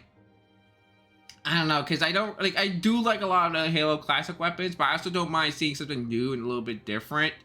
And I really do like how the Bulldog feel, and I also really like how the Bulldog works. Like, it still works like a shotgun. Like, it might take a few more shots, but you know, it still works fine, especially against like opponents that are using melee weapons like energy swords and grav hammers. And when they have that comboed with a grapple shot, they're pretty much like unstoppable ninjas. They're like unstoppable ninjas with space weapons. But if you have a Bulldog, you're pretty much safe from those kind of people. I should know. I have experience with that. I remember there was a few times where I got myself a Bulldog. I had some people coming after me with like grav hammers, energy swords, and even using the grapple shot to get to me really quickly. But I managed to save myself by using the Bulldog. A lot of people have been asking for the classic shotgun to come back. Either just bring it back or bring it back as a weapon skin, because they've been introducing that in Halo Infinite as like a weapon skin. I don't think they're going to be able to do that part, but yeah, the Halo community sometimes comes up with like weird demands, but not demands, requests. Sometimes demands, but other times requests. And they are introducing a new weapon. We haven't got that much information about it, other than it's a Banished made like double barrel shotgun. At first I thought it was a little bit weird to introduce a double barrel shotgun. Nothing wrong with those weapons specifically, but introducing in a more sci-fi setting like Halo, especially like, okay, Doom is very sci-fi, but they have it, but it just kind of works for Doom, you know. But for Halo, I feel like a double barrel shotgun's a little bit too, I don't know, low tech. It might be a little bit low tech for that setting. But having the the Banish make the weapon actually kind of makes it work, in my opinion. Because a lot of weapons are a lot more, I don't know how to put it. I really don't know how to put it. Like the Brutes, the Banish, some of the Banish weapons has this very unique aesthetic. Like sometimes you have like in Halo 3, the Brute shot, which it's not in Halo Infinite, but it's an example of a Brute made weapon, which is like, it's like a big gun with a big honking knife, a big honking knife like attached to it. So in my mind, it kind of makes sense for a Brute to make the Banish. Sorry, like the Brutes lead the Banish, and the Banish is like this new faction that was introduced in Halo Wars that they brought into the main canon.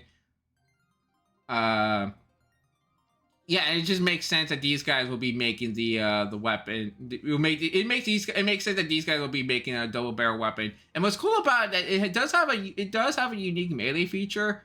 Well, it hasn't been confirmed yet. A lot of the stuff comes from leaked information and like theories, because apparently a piece from the gravity hammer is going to be implemented on the shotgun. So it's probably going to have like a very unique like melee feature where, you know, you get close to someone and you're probably going to end up insta-killing them or something. I don't know, but it's really cool.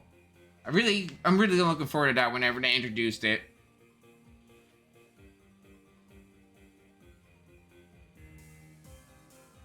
So yeah, Halo Infinite's been, I feel like there's a lot of good that's going on in Halo Infinite.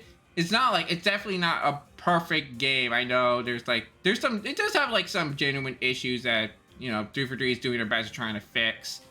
And I know a lot of people aren't really into the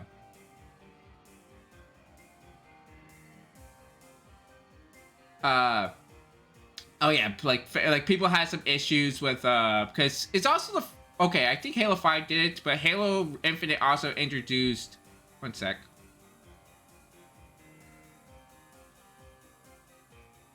Halo Infinite also introduced a shop feature. there's been a lot of tension about that, especially among older Halo fans that preferred unlocking them through just like, I don't know, achievements or like a credit system that like they had in Reach. You can still do that. You can still unlock stuff through season passes and even a little bit of the campaign, but they also they also sell like some stuff that's exclusively on a shop.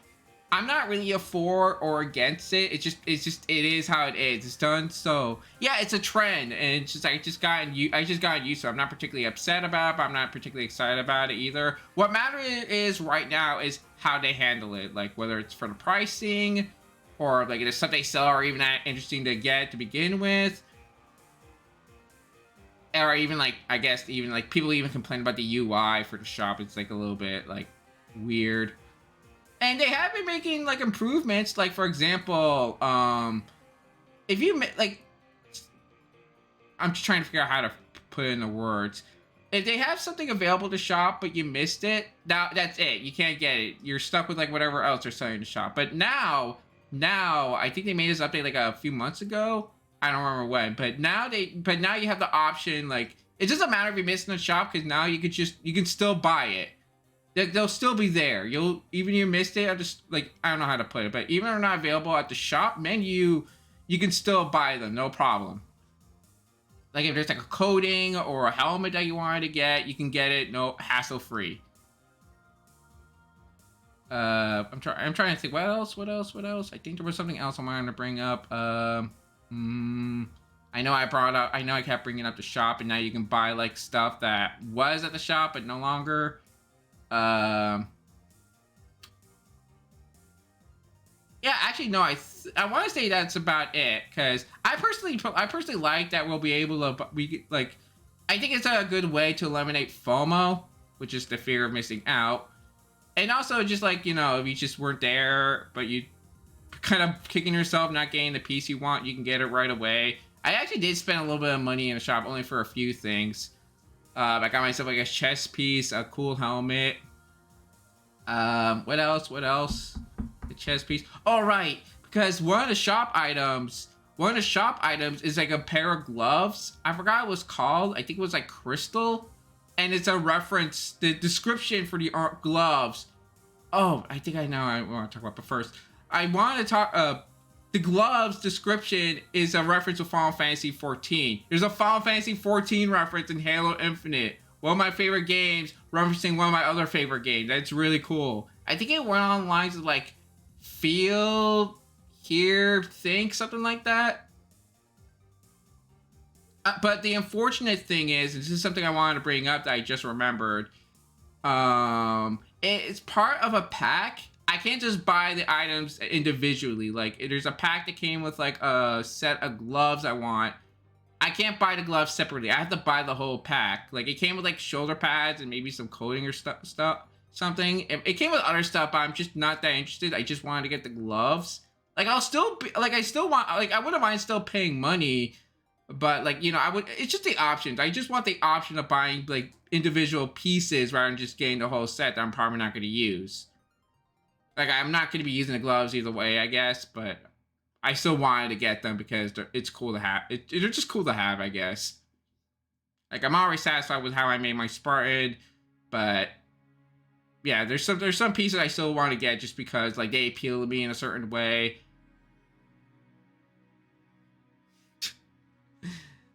Like they appeal to me in a certain way. Like if they release a helmet that looks like the classic Mark V helmet, or specifically, or probably better known as to some people, the Halo 1 helmet, because Master Chief's armor goes through some very drastic changes, and there's sometimes lore reasoning behind it. And the Halo 1 armor is my favorite, just because it makes Master Chief, in my opinion, look more powerful. It looks more bulky and boxy.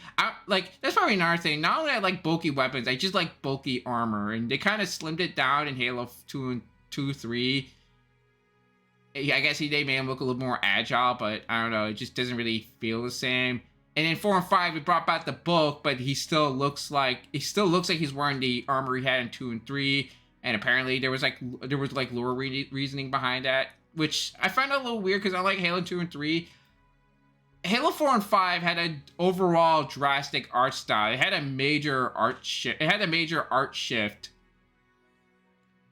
And they probably didn't really need to explain the change of armor because I'm willing to accept it, just, you know, the change of visuals. But they ended up explaining that, like, while Master Chief was in cryostasis, Cortana somehow found some nanomachines in the ship and used them to remodel Chief's armor while he's asleep. That was not gonna lie, as much even for a Halo nerd like myself, that's some weird lore right there. I don't think I didn't need explaining. Again, I would have been just fine just accepting a fact that, you know, Master Chief armor just looked different because of visuals. Yeah, pretty much it's the classic nanomachine, son.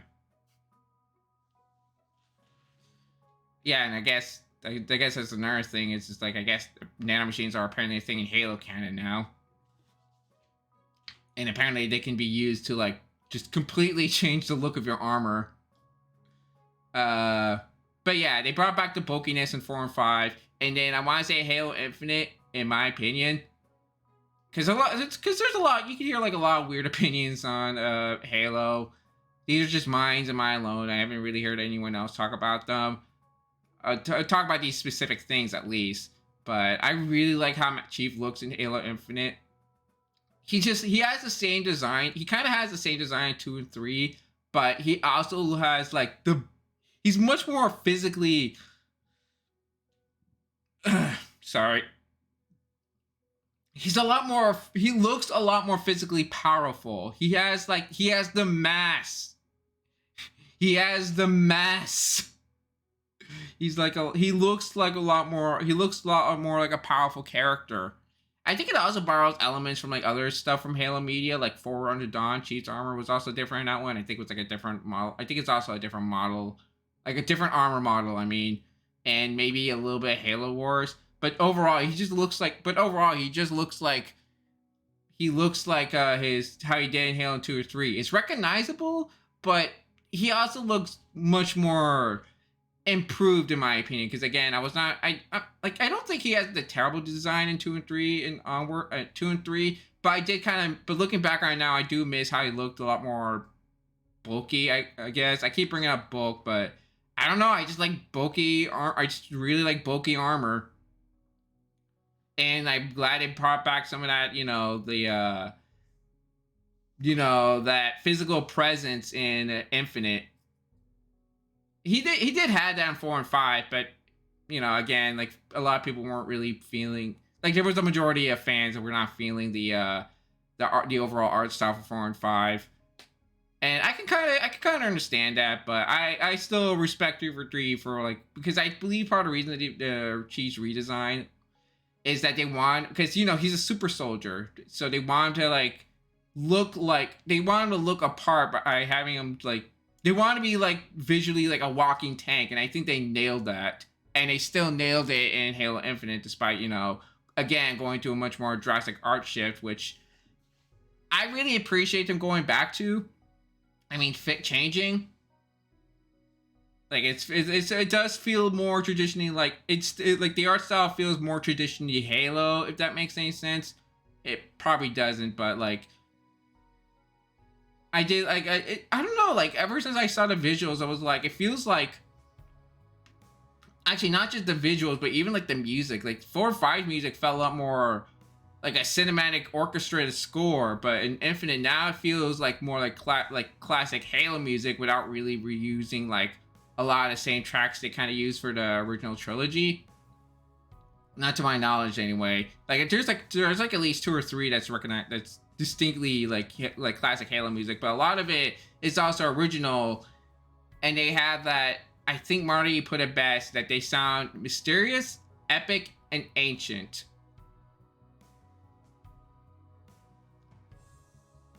Like, it hasn't been that long since I played a Halo game before Infinite came out, but playing Halo Infinite just feels like visiting an old friend you had really good times with. And that's what I feel about Halo Infinite, especially when they brought back the more classic art style that's still very modernized, but in a way that makes sense, and also bringing back that classic feeling for the music. But of course, like a lot of Halo fans don't really look. Okay, not a lot. Yeah, a lot, a majority, half. I don't know what to say. There's still like some people, some really vocal people that still doesn't like Halo Infinite for like a number of reasons. Some of them I feel are more whiny, and other times just really stupid. Like, oh, like the weapons doesn't feel like how Halo 3 weapons feel, or oh, I don't like in the campaigns, the open world or boss fights. I talked about this with my friends before. I really went crazy about. I really went foaming at the mouth and ranted about like how Halo Infinite has the best boss fights, and Halo in general before Infinite never had boss fights or never had good boss fights to begin with. Some might argue, oh, but the Scarabs in 3, the Scarabs are a set piece. They are not bosses. How they're not even like mobile. Like they're like stationary turrets with legs. Giant stationary turrets with legs. Like they can be pretty difficult to deal with sometimes, but they're not bosses. Like you go like to me, a boss fight is a unique encounter against a large enemy. But if that large enemy gets like reused like multiple times, like if you end up fighting 6 times, that's not a boss. That's like a mini boss, or just again a really big enemy to deal with. Because at that point, like you pretty much already memorize like how to deal with them. You just end up fighting them. You end up just dealing with them. I don't know how to put it. It just becomes like a job at that point. Not a job. I don't know how to put it, but they just become like less of a huge threat and just becoming more of an annoying nuisance. Like most things, how you like how most you do like with most enemies you deal with in games. Yeah, I like looking back on it, I might have got a little carried away with that, but yeah, it just kind of shows I'm dealing with a lot of pent up aggression whenever I hear some annoying stuff from the Halo community, and I try to like I try my best to avoid all that and not try to invite any more conflict, because like whatever at the end of the day, if that's how you feel, fine. I'm not gonna like, it's not worth arguing about it with you. I'm much more comfortable just talking about more positive things with people, which sounds like I'm which I'll be honest, I might not be explaining that the best, because it sounds like it sounds like toxic positivity, because there is such a thing as that too. And like I'm not saying I don't like hearing criticism of Infinite. That's not what I'm saying. I welcome criticisms, but they had to be I guess smart and constructive and reasonable. They can't just be like, oh, I want this to be more like the older games, or oh, I just don't like it at all, please change, or like, you know, things that doesn't really add or help. If it's just mount up to only a few words and not like a whole sentence.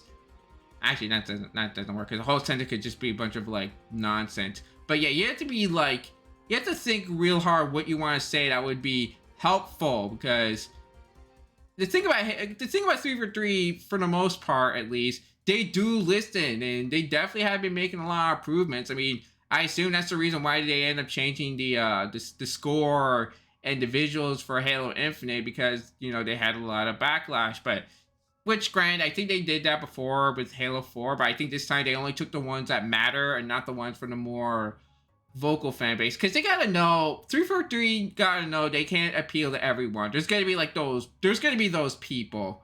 They just have to like stick with their decisions and just, you know, stick to their guns. Make their choices and stick with it. If it actually is like damaging their image and brand, then yeah, maybe it's worth going back to and fix it. But if there's nothing like, you know, inherently wrong with them, don't bother. Yeah, just don't bother with it. I mean, like, don't worry what the majority of those players say, because they kind of like, I want to say maybe it's a little bit too mean, but I want to say they're a little bit nostalgia blind, or really don't understand what kind of direction or really don't understand what kind of direction 343 wants to go with these games. Like, we should try, like, as a community, not just with Halo, but in general, we should be a little bit more supportive and give them our reasons, instead of just being like too critically being overly critical and being overly demanding. Because that's never gonna lead to anything good, in my opinion. I mean, hell, I think there's already been like a few cases where people go like, "Oh, you should do something original." Okay, here's something original. Oh, this is bad, and it's like, what the frick? You're gonna have moments like those. That stuff doesn't usually help. Just stick with your own vision of how you want to do it, and only take in the criticism that matters, and not just the ones where it just comes from people that go like, I don't like X, or I don't like Y, or this should be more like this or that, or I'm probably not doing a good job explaining about all of this, but I spent a lot of time on Twitter hearing like all sorts of like hearing all sorts of stuff from Halo fans, like hearing all sorts of stuff from different Halo fans, and having like these widely different opinions. I don't know how would they sometimes treat some of these older features from past Halo games like staples. And I'll be honest, I live by the philosophy of, if it wasn't a thing in Halo 1, it's not a staple to begin with.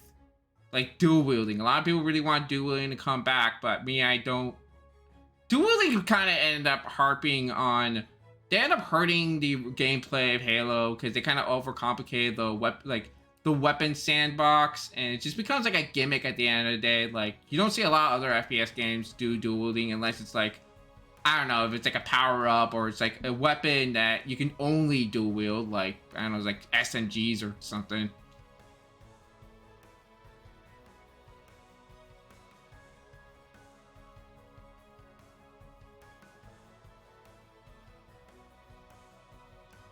Yeah, like sometimes you just can't like appeal to everyone. It just becomes like it just gets a little bit too messy. And there's always going to be like, yeah, like no matter what you do, there's going to be like, haters, general haters, I guess.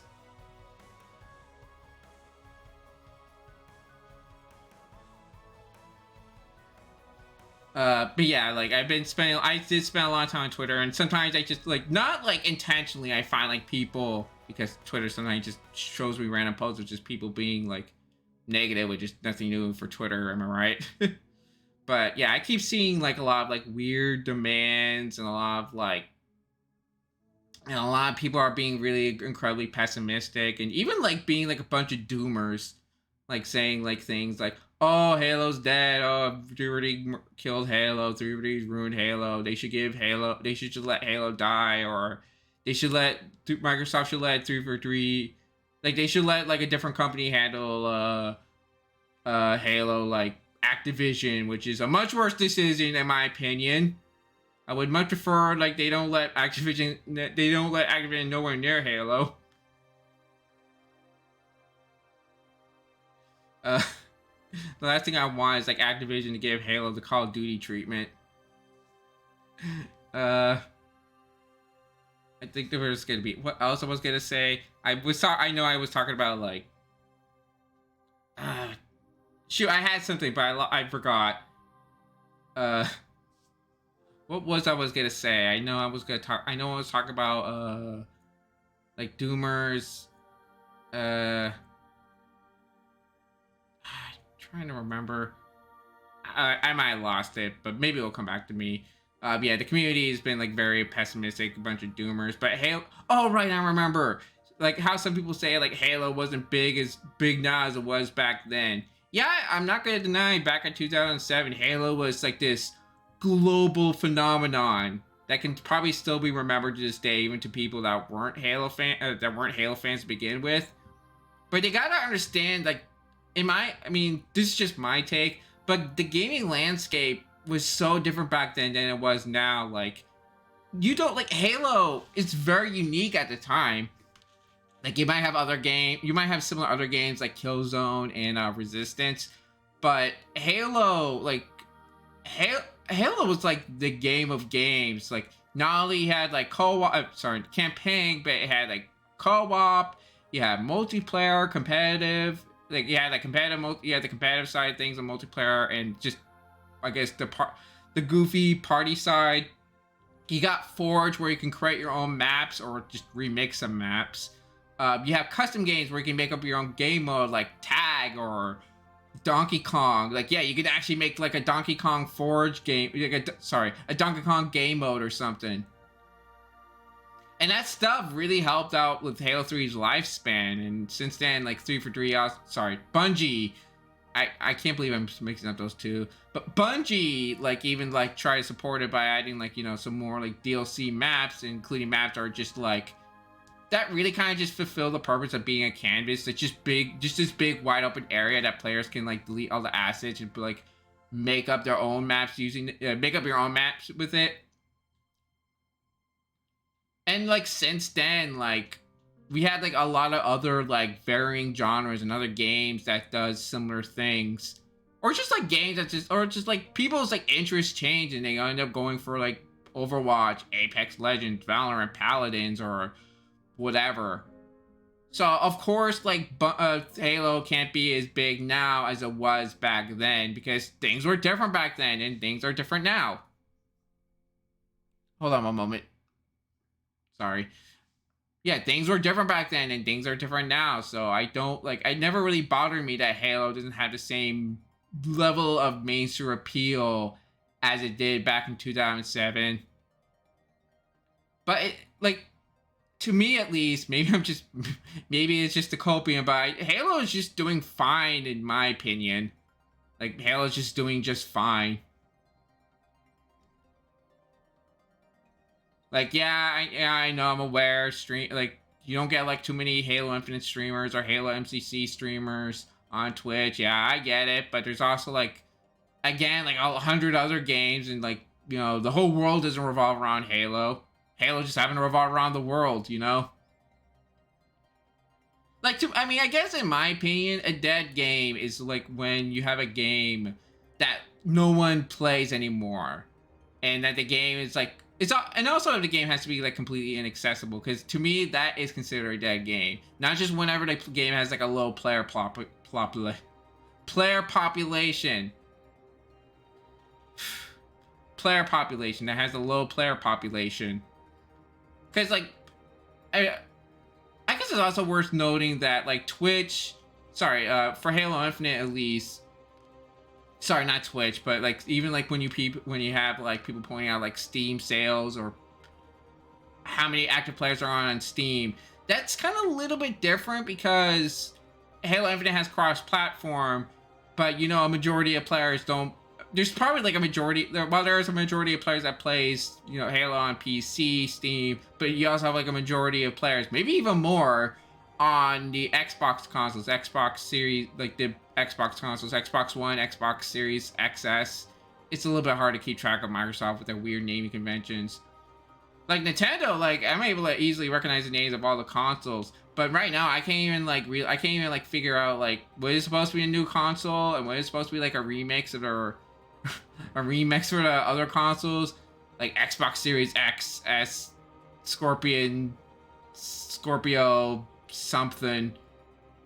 Like, can we just go back with just using numbers? Like I know a lot of people, like I know there was like this fake one called Xbox 720. Whatever happened to that? Like, can we just go with that? It also makes for conversations difficult.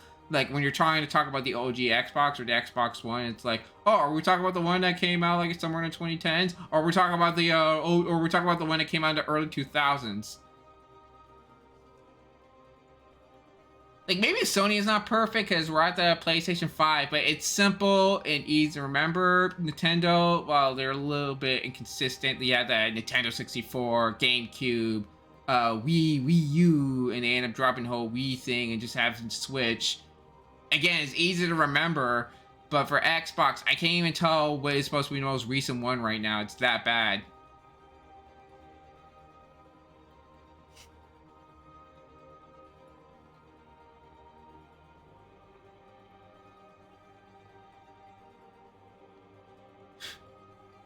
I guess it's also kind of funny to think because at some point I think maybe Sony should drop the numbers and start like, I don't know, like naming them after the Zodiac or something.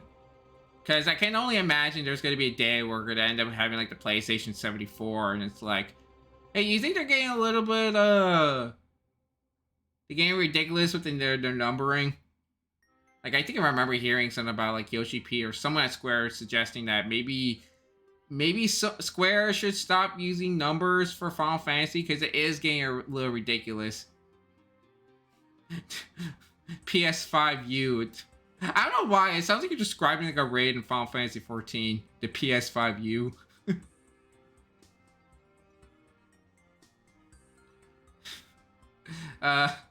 But yeah, I remember hearing about, like, I think it was Yoshi P or someone at Square was suggesting that maybe they should stop using numbers for their Final Fantasy games. Because I do admit it is kind of like, it's starting to be, like, I even remember a while back, sorry, my eyes are itchy. I do remember a while back that there was a game called Deus Ex Human Revolution. I think that's what the game's called. It has a few sequels. Maybe I'm confusing it, but one of the Deus Ex games, there's like a little Easter egg, I guess, that references Final Fantasy, and they call it like Final Fantasy 26 or something, and that's pretty funny because, like, yeah, it's just gonna keep going on. Like, there's nothing wrong with numbers, but depending how long your franchise is gonna go, at some point you're gonna have to drop it and like maybe try to go for something else. I think I remember, like, you guys remember Final Fantasy Spirits Within, right? One of the people that worked on it, I think, made a joke about something about, I can't wait to be working on Final Fantasy until Final Fantasy, I don't know, 99 or something.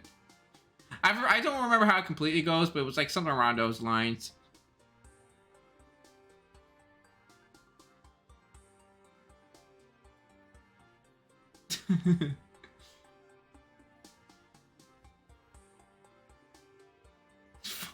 Nice.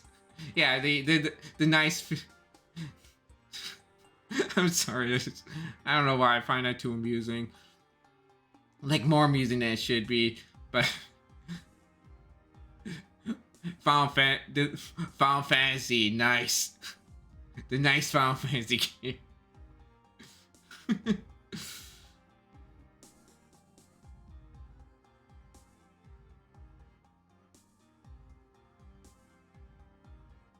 Yeah, maybe, but I cannot. But I don't know. Just like, I can totally understand. Like, yeah, at some point they might have to drop the numbers if they're gonna be going this ridiculously high.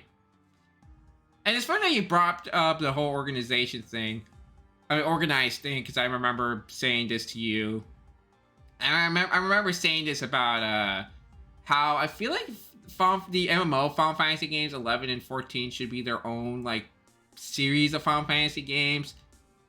Like, technically if that was the case, we wouldn't be like in Final Fantasy 16. We wouldn't be having Final Fantasy 16. That game would be called Final Fantasy 14, I want to say. That game would be Final Fantasy 14. Just because we took out like 2 numbers. I think that's how the math works. I'm probably missing it, but you guys know what I mean. And like and like 11 and 14 would be like Final Fantasy Online 1, Final Fantasy Online 2 or something. Which I guess it doesn't really help that much, but then again, like I know a lot of people like that are interested in going to Final Fantasy. They usually ask, "What is a good game to start into?" And I'm always thinking to myself, like, for story, because each Final Fantasy game has like their own unique.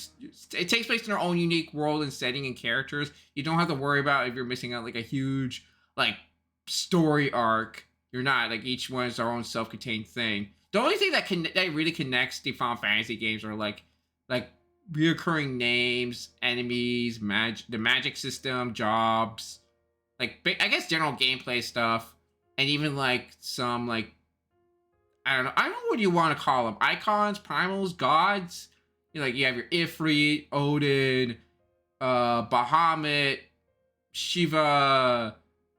Those guys. They've been in a lot of Final Fantasy games. All right, fine, summons, whatever.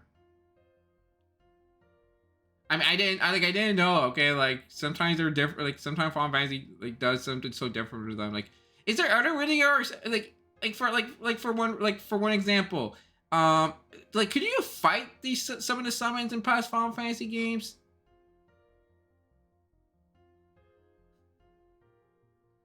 Like, wasn't there like a Final Fantasy game like we're talking about the really early stuff, like the 8-bit stuff, or even like up to like the say up to Final Fantasy 6 or whatever. Like, couldn't you fight like some of them? Like, are we talking about summonings like something like summoners can do?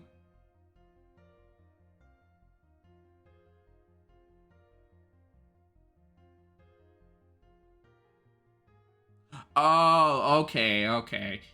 My only knowledge, like, admittedly, like, I only play like 14. I don't I have a bit of a weird history with Final Fantasy. I have a hit or miss history. I played 7, got lost, gave up on that. I played Crystal Chronicles, got lost, gave up on that, and that's about it. Until certain someone, I'm not going to be naming names here, but I know he's watching, and I know I know he's watching, and I'm gonna say that he's been kind of twisting my arm. He should be lucky that I got really into it after playing it. Otherwise, I would have been a little bit annoyed with it. I'm sorry if that sounded petty. It's just like, if you really want a friend to play a game, don't try to not force them, but if they're not interested, don't like insist on it. Don't just like, don't keep insisting on it.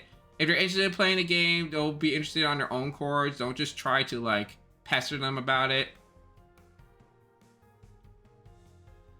Like, I know, just like games I want my friends to play, but you don't see me like getting up on them. I mean, thanks, but I'm also just like generally not. I mean, I guess there was like one Final Fantasy game I wanted to get into is 7, specifically with the remake. Because I'll be honest, I'm not really a big fan of the whole turn-based combat system thing. Like, I like playing action games through and through, like not just Halo, but even like a lot of even like Devil May Cry or Vanquish or something. Yeah. Only if I'm interested. And 7 and the 7 remake, like yeah, we like to point out like how good the game looks and other things.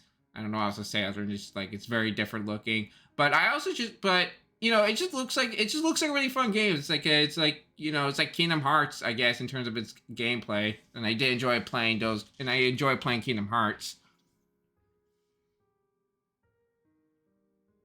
Um, yeah, I mean, I've seen you play the demo. Yeah, it looks. Yeah, of course, I'm interested in it. Like, I'm interested not just because like 16. I'm really interested, not just because of the gameplay, but also just like it's a very different kind of Final Fantasy game, and it's honestly kind of like the Final Fantasy game I've been personally looking forward to see. It definitely is much more. It has that more it's kind of like The Witcher in terms of aesthetics. It has that more grounded medieval European fantasy look.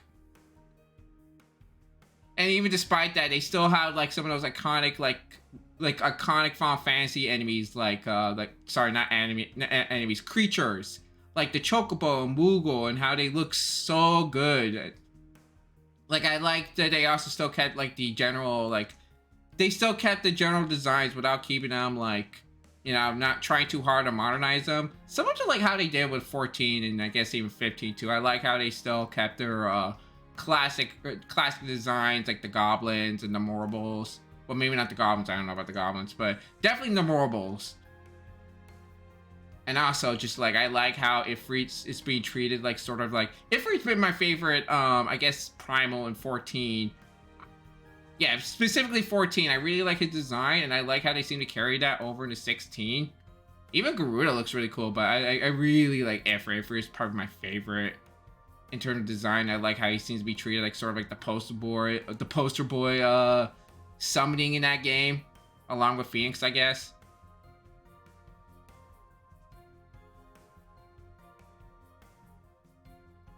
Yeah, that if Marble is going to be an early boss in the demo, that means they're going to be showing if that's supposed to be a big deal, then that means they're going to be you're going to be dealing with some really crazy boss fights in the future.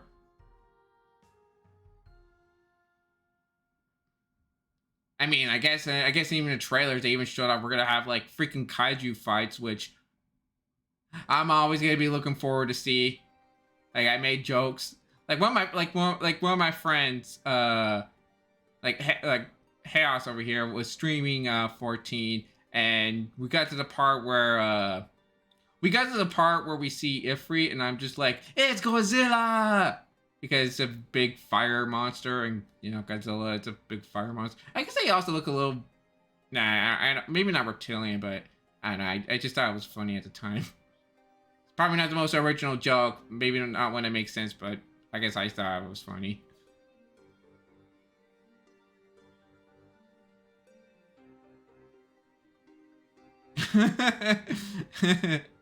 I like making that joke. Like I know it's been a long time since I've seen that movie, but for some reason I still remember that joke. But maybe not exactly. I can never remember how the whole thing goes, but it goes generally like that.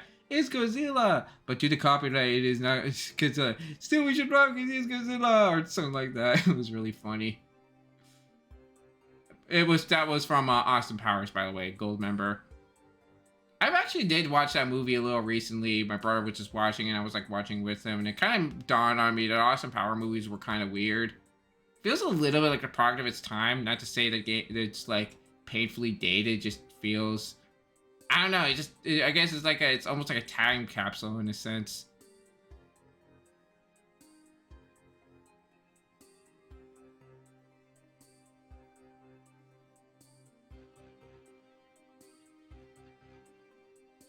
Oh yeah, and I also joked about how Phoenix was Rodan basically, so we have Final Fantasy Godzilla versus Rodan. It's a shame that the other primals are probably are more humanoid looking. Then I would have made more jokes like Ghidorah. Actually, no, we do have Bahamut, so Bahamut will be the Ghidorah, I guess. But then after that, we just have Titan, Odin, Shiva, which are more humanoid. So sadly, I can't really think of any jokes for those. I mean, I guess I make a joke about the attack of the 50-foot woman, but I don't know. It's a little bit too much of a mouthful. Plus, I don't even know if I want to classify it as a monster movie. It's a weird. That one's kind of a weird one. Yeah, I know they're a parody of James Bond. I know the Austin Power movies are a parody of James Bond, but it also just like I don't know, just a general humor. Just the general humor just feels like I don't know. It still feels like a part of its time. The movie felt very cartoony to me, which I guess is not a bad thing, but I don't know. Like I don't hate them. I should probably make it clear. I don't have a problem with them, but I don't know. There's just something about those movies. I just always look. There's something about this movie that are just weird. I can't really put it into words.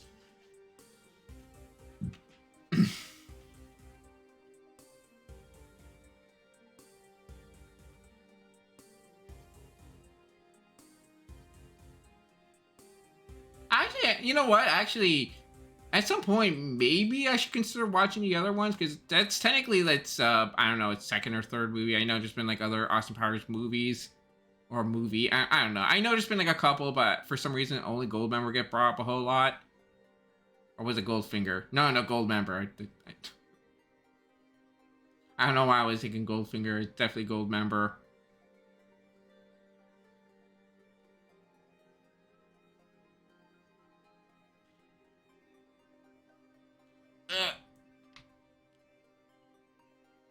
Don't worry about me. I'm just cricking my neck. Just trying to make myself a little bit more comfortable. I'm not really used to doing this, like sitting here for like an hour or two. Okay, that's a lie. I'm used to sitting down, but not like this. Like most of the time, it's just for like playing games. But here, I'm just talking. Thankfully, not to myself. Like now I have like company that are willing to help add the conversation and maybe put me back on track on something. The name is a beep. The name is a beep joke, so probably member. Oh, yeah. I don't know why I confused. I don't even know where Goldfinger even come from. Is that actually a James Bond thing? I could have sworn I heard something like that somewhere. I might be just going crazy. Like, do you know anything about James Bond? Because I certainly don't. Outside or just popular. Like the only interesting trivia I can say about the James Bond movies is that they're based on a series of books, and apparently there was also James Bond Jr., which is like unofficial. But despite that, it's somehow got a TV series.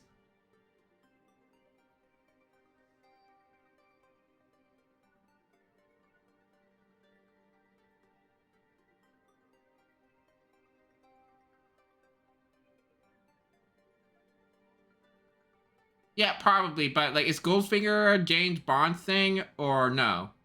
Like, was it like a character in a movie? or book or whatever.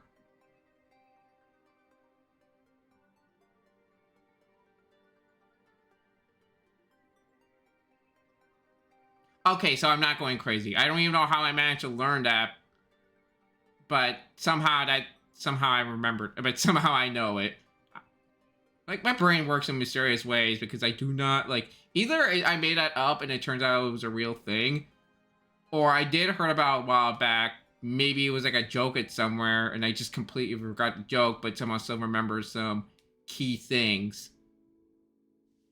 It's kind of trippy it's kind of trippy the more I think about that. I try not to, though.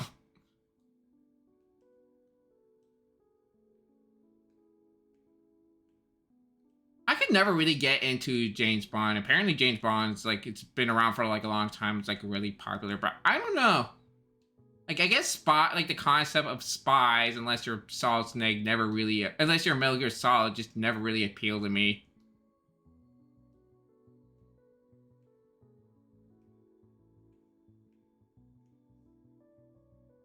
As a matter of fact, like, aside from James Bond, sorry, not James Bond, Austin Powers, the early 2000s was really big into like spy movies. Like, you had like, there was like a couple of James Bond movies at that time.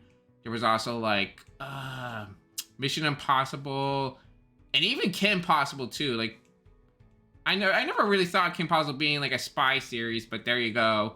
I can kind of see it.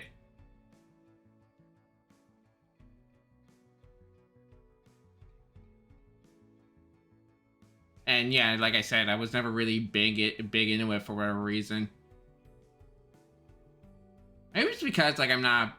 Maybe it's just because I don't like the idea. Like, maybe it's just because I'm not really into the idea of like the whole like infiltration, wearing a fancy suit and whatever. Okay, granted, I don't know much about James Bond. I just know about spies. Whole thing is like infiltration, being all sneaky. Sometimes maybe a little bit like charming or something. But I don't know, like Metal Gear Solid's a little different. Like, I think there's supposed to be like sort of like spy stories, but there's also like a lot of like political intrigue and a lot of like interesting, cool, like a lot of cool characters. Like Psycho Mantis, that's a really famous one right there. Microwaves. Okay, yeah. I was a little bit lost what you meant by microwave. Was like, what the hell are you talking about? Right, okay, yeah, Metal Gear Solid 4, yeah. The infamous microwave hallway scene. I don't know, there's just something about, like, I think Metal Gear Solid also, like, I think they stated at one point that Metal Gear Solid has a bit of that, has something called military, like, the genre you can kind of classify Metal Gear Solid as, like, military surrealism. I think that's probably the best way to put it. There's like a lot of cool surreal stuff that could be explained, a lot of like, that's like given a lot of like military backstory, I guess. Like the Metal Gears, the geckos, those orb things with the arms, the cyborgs. Like, yeah, the cyborgs from Metal Gear Rising, Revengeance, and just cyborgs in past games like Gray Fox, for example. And like the nanomachines and Fox Die, and like Solid Snake and Solid Snake being a clone of a different soldier, and even having like, okay, this probably had nothing to do with being surreal, but probably just being like, it's kind of crazy how sci-fi Metal Gear is, even though it's supposed to take place in like our relative timeline. Because they even have like even in like, say, Phantom Pain, which is supposed to take place in the 70s, I want to say. They have like advanced technology. Like, they already had like a Metal Gear around that time that can float around, and I think maybe holograms and like state-of-the-art like robotic prosthetics. Really crazy stuff. And like, even like Halo, I mean, Halo has a reason for like what it has, and it's like, it's supposed to take place in the distant future. And yet for some reason it still feels more grounded in Metal Gear. I mean, okay, I'm not saying this isn't about like which game did it better or which game did it worse. This isn't about that. I just find it funny that Metal Gear, like, even like on a different time, like even like on like you could have a game take place in the 70s and they'll still use advanced technology, and then you have like Halo where, like, despite being all sci-fi, does it feel overly futuristic? Like Star Wars or Star Trek or whatever, it still feels like grounded in a sense. I just find that funny and kind of neat.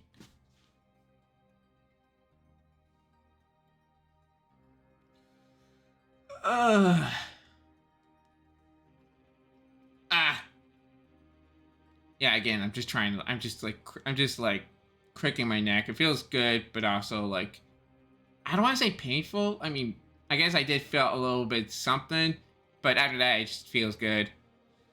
I'm getting also a little bit tired too. Maybe I'll just end streaming now. Oh yeah, actually, I think now is probably should be a good time.